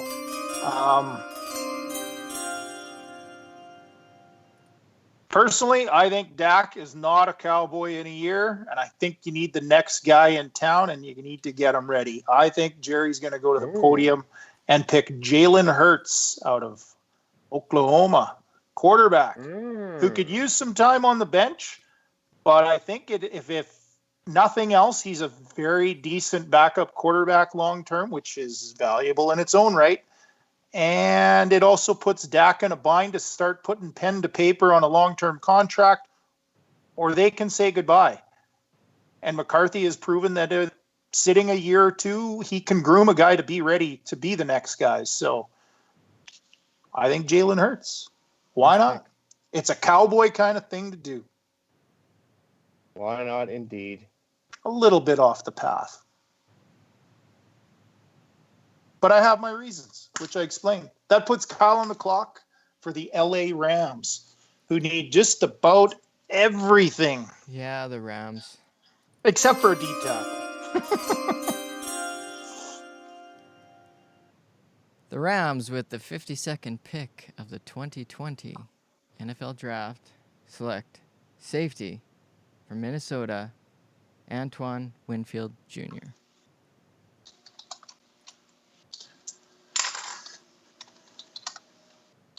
Junior? Of course, he's going to get Junior on his damn jersey. He just keeps getting triggered here. Holy cow. Semi-automatic. Yeah, I think that's a good pick. Obvious need, obvious decent player. Why not? Why not? Maddie, Philadelphia Eagles. What did we pick for them in the previous pick? Well, I picked Justin Jefferson to help their wide receiver situation, which was a hot fucking mess, to be precise. Okay. But yeah, they're a pretty good team. Outside of the injury bug biting them last year, I think they did very well just to make the playoffs. So.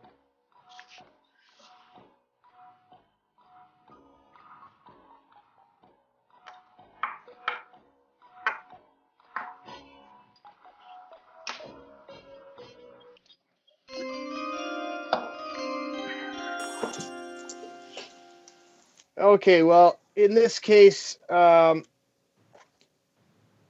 going to do a little bit of a redundant pick, and I'm going to draft another. So sometimes need a little competition, and there's still a couple of really good wideouts that are on the board. I'm going to go with T. Higgins from Clemson. I Because thought he don't was want another guy a with. wideout that should be in the first round. Remember our previous discussions on T. Higgins? He was a first rounder, didn't work out. But good on Philly. Good on you, Matty. That's a great value pick. Well, if And the plus, first I mean, pick doesn't work. the next best available guy on my board had the name Junior behind him, and I wasn't going to go with that.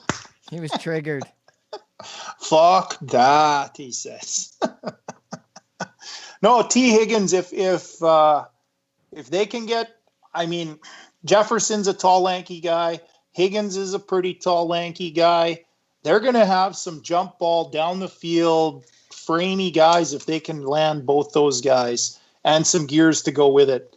Carson Wentz just got a whole lot happier and a whole lot better. So I believe he was pretty close to a 4,000-yard quarterback last year too. So, and he had nobody to throw to, and he had nobody to throw to. So I mean, you know, what's he capable of now having these two weapons potentially in town? So, well, yeah, I mean, when Peyton was setting records, he had two guys, right? He had Marvin Harrison and other dude's Reggie name is Wayne. escaping me. Right. Right. Reggie Wayne. Yeah. Right? So, yeah. I mean, you got to stretch them vertical, but you got to stretch them horizontal, sideline to sideline. They can't roll all the coverage one side or the other. So Higgins is going to keep you respectable. You can't have one guy only, right? Right. So Higgins keeps it respectable on the other side.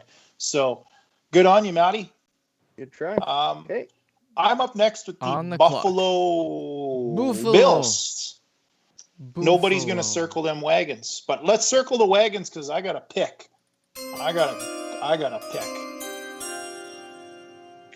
So you got a young quarterback, you got some wideouts, you got some running backs, you got a decent old line. I think they need to go tight end, and Harrison Bryant is my pick for the Buffalo Bills. I think a 6'6" guy who can function in the red zone at a position they're not maybe that good with an erratic thrower at quarterback. The shorter the throw, the better maybe for him. And the bigger the target, the better the throw for him. Get him a weapon on the inside and the short and intermediate stuff. So that's my thought on Buffalo. Try to get him progressing a little bit. Kyle's on the clock for the Baltimore Ravens, a pick acquired via the New England Patriots for them. Baltimore. They have all kinds of, I think, mostly defensive needs. Yeah, and Matty picked last for the Baltimore Ravens and picked Josh Jones at O-line. So you're free to free to tear the lid off this damn thing. Well, you know what? I'm just going to go a little bit different here because I think this is also a need for them. Punter. So, yeah, let's go with the punter in round 2. With the 55th pick of the 2020 NFL Draft, the Baltimore Ravens select tight end Adam Trotman Dayton.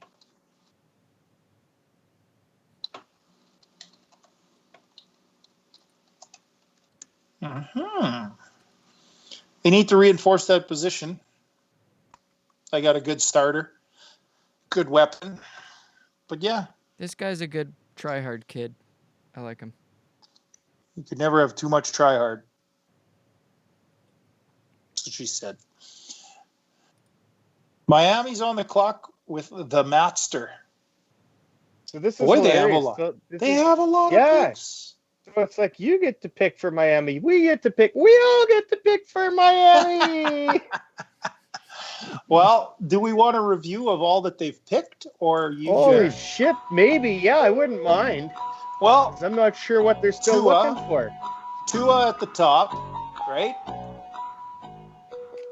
They went And I know they got a running back. Mator Gross at D end, and then you doubled up at D end on them with Zach Bond.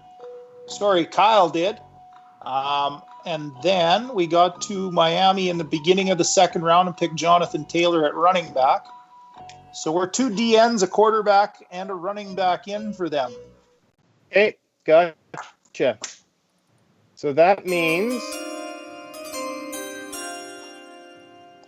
with the 56th pick from Texas Christian University, the Miami Dolphins will pick Lucas Niang. Lucas Niang. Lineman.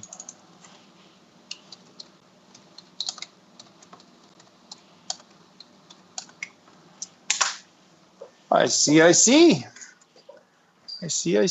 Well, gotta have holes for those guys to open up and do some stuff. So that puts me on the clock for the LA Rams. And their pick comes to them via the Houston Texans, who seem to just be giving away whatever you want if you phone them. I still can't find this Lucas Niang guy. Anyway, that being said, they've lost a lot. Basically, like I had joked earlier, LA probably can pick anything outside of D tackle and say they need it in some way, shape, or form. They picked, I'm just looking back here, LA Rams. Where were they here? There they are. Kyle picked Antoine Winfield Jr., who I thought maybe would fall to this pick, but Kyle, being the savant that he is, picked that guy already because Jumped on it early. Why the hell wait? Why the hell wait? Never wait. That being said, that is but one guy. I don't like any of the corners that are remaining so much. I still think they need defensive help. So I am going to go and I am going to pick right here. We're going to get some music, I'm sure. Do you want to just make the pick? Sure. There we go. With the 57th pick, I am going to take Logan Wilson, linebacker. Seeing as they cut Kyle's favorite hairy little linebacker there.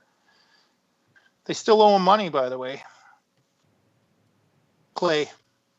That's too bad. That's too bad. Their GM actually came out and clarified as to why him and Todd Gurley are still owed money but haven't got the check yet. There's actually a contractual reason for it that these players didn't seem to understand before they went on social media and bitched that they didn't get their money.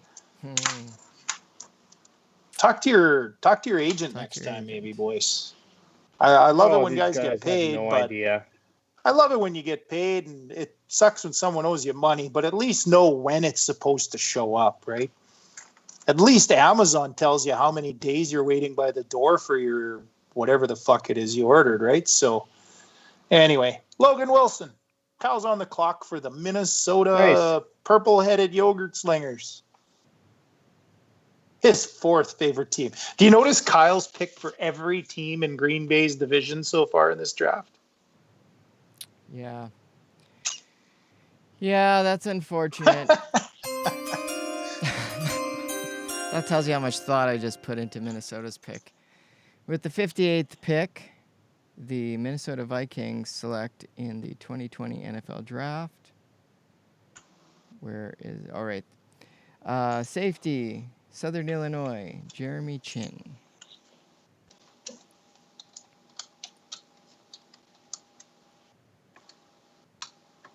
Nice pick. They need it. Why not go get it? Why not go get it? The Seattle Seahawks are on the clock. Now, this one is kind of like Kyle getting to pick for the Bears. I just want to say right off the hop that I hate the Seahawks. I got a little trigger happy Therefore, there. I'm going to draft them a running back. With the 59th pick, we're going with Cam Akers from Florida State. That's a good pick. Ooh, I love that pick. That's a good pick. He's a banger. Yeah. Oh my gosh. And that's exactly what they like there. Maddie. You should take John Schneider's job. You should be the Seattle Seahawk GM. Oh, fuck. I would love to run that team into the ground. Into the ground, exactly. Oh, you meant all help good. them. All good. I really like that pick. So that puts me on the clock with the Baltimore Ravens. I know who I want. I know who the Ravens probably should get or need. And with the 60th pick in the second round, the Baltimore Ravens select Jalen Reagor, wide receiver out of TCU. They're going to get some outside weapons. Boys. They got Hollywood there. They've got a couple young receivers actually, but invest in the position and make sure you got a little bit more than you need. You're in win now mode. You got the rest of the team, so why not, right? Why not?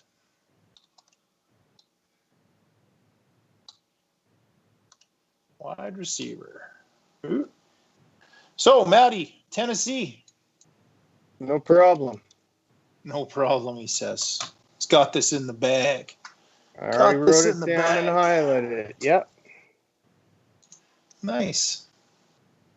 Just waiting for my cue. Yeah, just hold on 1 sec. I'm fixing. Tennessee has already picked Marlon Davis. Probably. And Marlon Davidson at the end. I missed a few picks. Well, that's good. Because we are going now at number 61 with cornerback from the Ohio State University, Damon Arnett.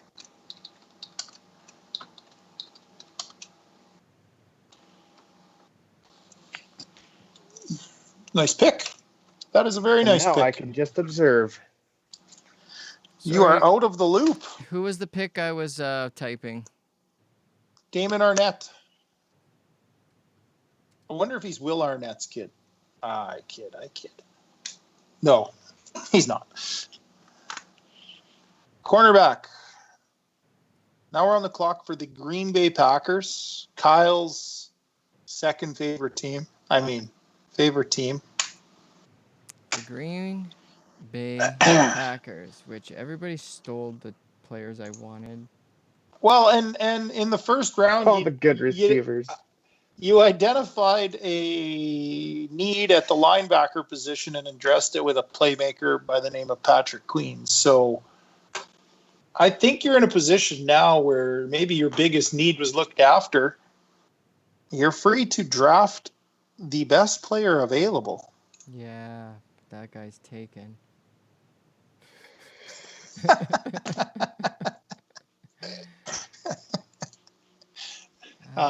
Okay. Let's do this. It's going to be a terrible pick. With the 62nd pick, the Green Bay Packers select wide receiver, Colorado, Laviska Shenault. What's wrong with that? Junior! He's a junior. The thing I'd like about him, he may fall a little bit though too, and he was a borderline first round possibly rated guy, but he was a little banged up combine and that kind of stuff. He's a catch and run kind of guy, so I think he might complement Adams a little bit in that regard. More of a bullish kind of receiver.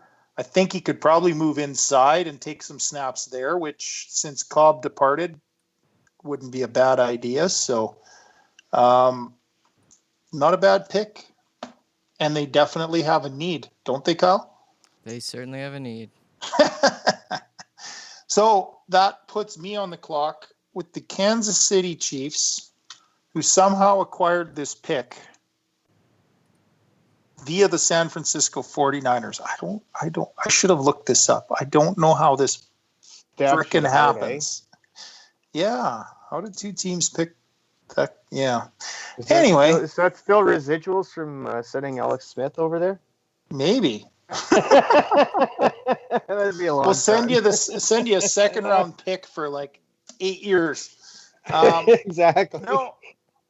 Kansas City, Kyle made a hell of a pick in the first round with DeAndre Swift, running back. So I'm going to address a definitive need.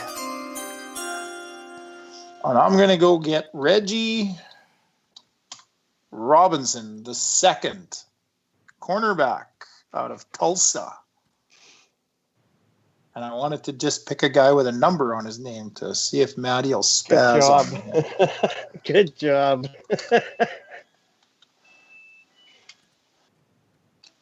Anyway, that puts Kyle on the clock with the last pick in our Average Joe's draft for the Seattle Seahawks.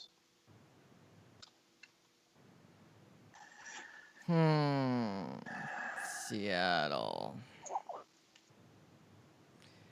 So Pick a punter. What's Seattle's needs here? Let me see what my cheat Well, sheet tells me. They have one wideout, and they've got another one that just signed his tender the other day by the name of Mr. Moore. I picked earlier in the draft for the Seahawks, and I picked Grant Delpit at safety for them. Maddie picked Cam Akers at running back for them. So addressing a bit of need there. There's probably an opportunity for them to go ahead and pick whoever the hell they feel they need. I think I know what say they're probably in a good spot there.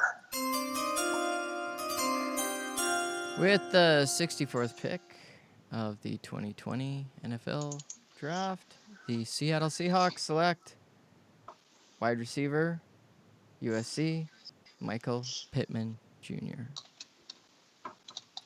It sounds like a receiver name. Junior. His old man played a little ball in the show there, so comes from good bloodlines. A USC guy, so that'll please the head coach. And also a big body guy to put opposite the other big body guy that they have there. They're supernatural wideouts. So anyway, that's our draft, folks. That was fun. That is our draft. It was a grind, but it is a grind, I think, in the NFL. Yeah. None of this comes easy. None of this comes fast. So. The next rounds are that's where it separates the men from the boys. Yeah. And hey, we got through it. We did. In just over 2 hours.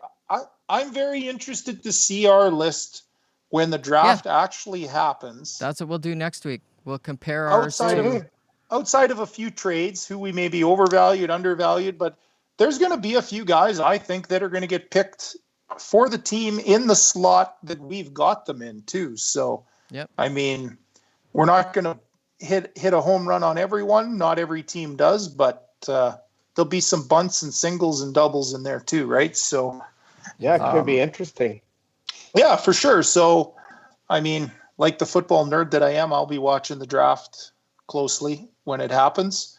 I think the uniqueness of the uniqueness of the virtual, hopefully it works, if it works, will be pretty cool. So we'll see where that all kind of takes us. But yeah, we're definitely going to sit down and I'll be tracking what we picked versus what gets picked. So I think there's a couple of potential trades maybe that are going to possibly happen with this many quarterbacks in the first round, and a few teams definitely needing one. I personally made a choice with the Vegas Raiders to take Jordan Love at 12. I actually think the Raiders may move up into the top 5 and shock some people to go get a guy. That's my kind of out of left field. I know there's a lot of talk about, there's a lot of talk about Miami and the Chargers moving up, but there's teams that got picks like the Raiders that are within striking distance to do the same damn thing. So that's kind of a thought I had, but I don't know. You guys got any thoughts on a couple of teams maybe that should trade up or should trade down? Oh, well, probably New England should trade out. Trade out, yeah. Trade Packers should trade out. I don't know if the New England knows how to trade up. Yeah, I know they have a need at quarterback, but I don't know if they'll pay the price to come up unless somebody falls out of those top 4 within decent distance of them. I don't know that they would. They're cheap. Bill has cobwebs in his damn wallet, I'm sure. So, yeah. Matty, how about you? You think your Niners? I don't know. I think it's one of those tough ones, right? Like, there's only so much value in draft picks because they're so unpredictable, and you just don't know. I mean, even number 1 draft picks don't always work out, right? I mean, typically you'll get some value from those really early picks, but I mean, as the draft wears on and stuff, I mean, it's more like you're throwing the dice, and you might get a Tom Brady in the 6th round, you might get, I don't know, a fucking Heath Degelman in the 5th round, right? Whoa, not to say that that's bad. It's just not Tom Brady. I know, right? I know, it's just not Tom Brady, right? Right, a little different value. But I mean, so yeah, I'm not so sure then that there's a whole lot of value in moving your draft position around unless there's somebody that you really want to go get. Yeah, it's a very inexact science, I guess, if you will. Right. And sometimes there's somebody who clicks for whatever reason, right? Like you saw them and you fell in love with them, or you met them and you really liked, or for whatever reason, and you just really know want he's them, gonna fit. Then you do that, right? But yeah, otherwise, I think it's really a crapshoot. Yeah, and speaking of that, I had a thought though too, is with the whole crapshoot kind of idea of it all. Without having the pro days, without being able to really kick the tires on the health of these guys with doctors, is there going to be more swings and misses potentially by teams because of it? No, I think there'll be more safer picks. They're just going to go safe, more on character than maybe ever before, more on, just basic football ability rather than flashiness to fall in love with or get the hype machine going too far. That's what I think. Yeah. I heard Jeremy O'Day the other day talking about how in their preparation, they're actually crap. Never mind. Happy 420. That's almost the perfect segue to end the show on. Sorry, no, I was station. Yeah. I can't remember. We'll get you next week, Matty. Oh, we'll get you next week. Oh. Can't play with them. Can't win with them. Can't win with them. All right, guys. Well, that was a pretty awesome show. That was fun. That was fun to do that. It was super long, but a lot of fun. It was definitely needed some preparation. That was fun. Preparation H. Well, it's a good feeling to get to the end of it though and realize I don't feel like a complete idiot. No, not complete. No. And I think there's a couple of teams if we had to grade a few teams on how well they did, I think there's a couple in there that are going to grade out well on the actual draft day, just like they did in ours maybe too. So we'll review all that next show maybe. We will. And we'll leave you guys with that. Yeah, so join us next week, Monday nights at 7, Saskatchewan time on Facebook Live for the Above Average Shows podcast. I'm Kyle. Up over there is Heath. Up here is Matt. and we will catch you guys next week. Laters. Laters.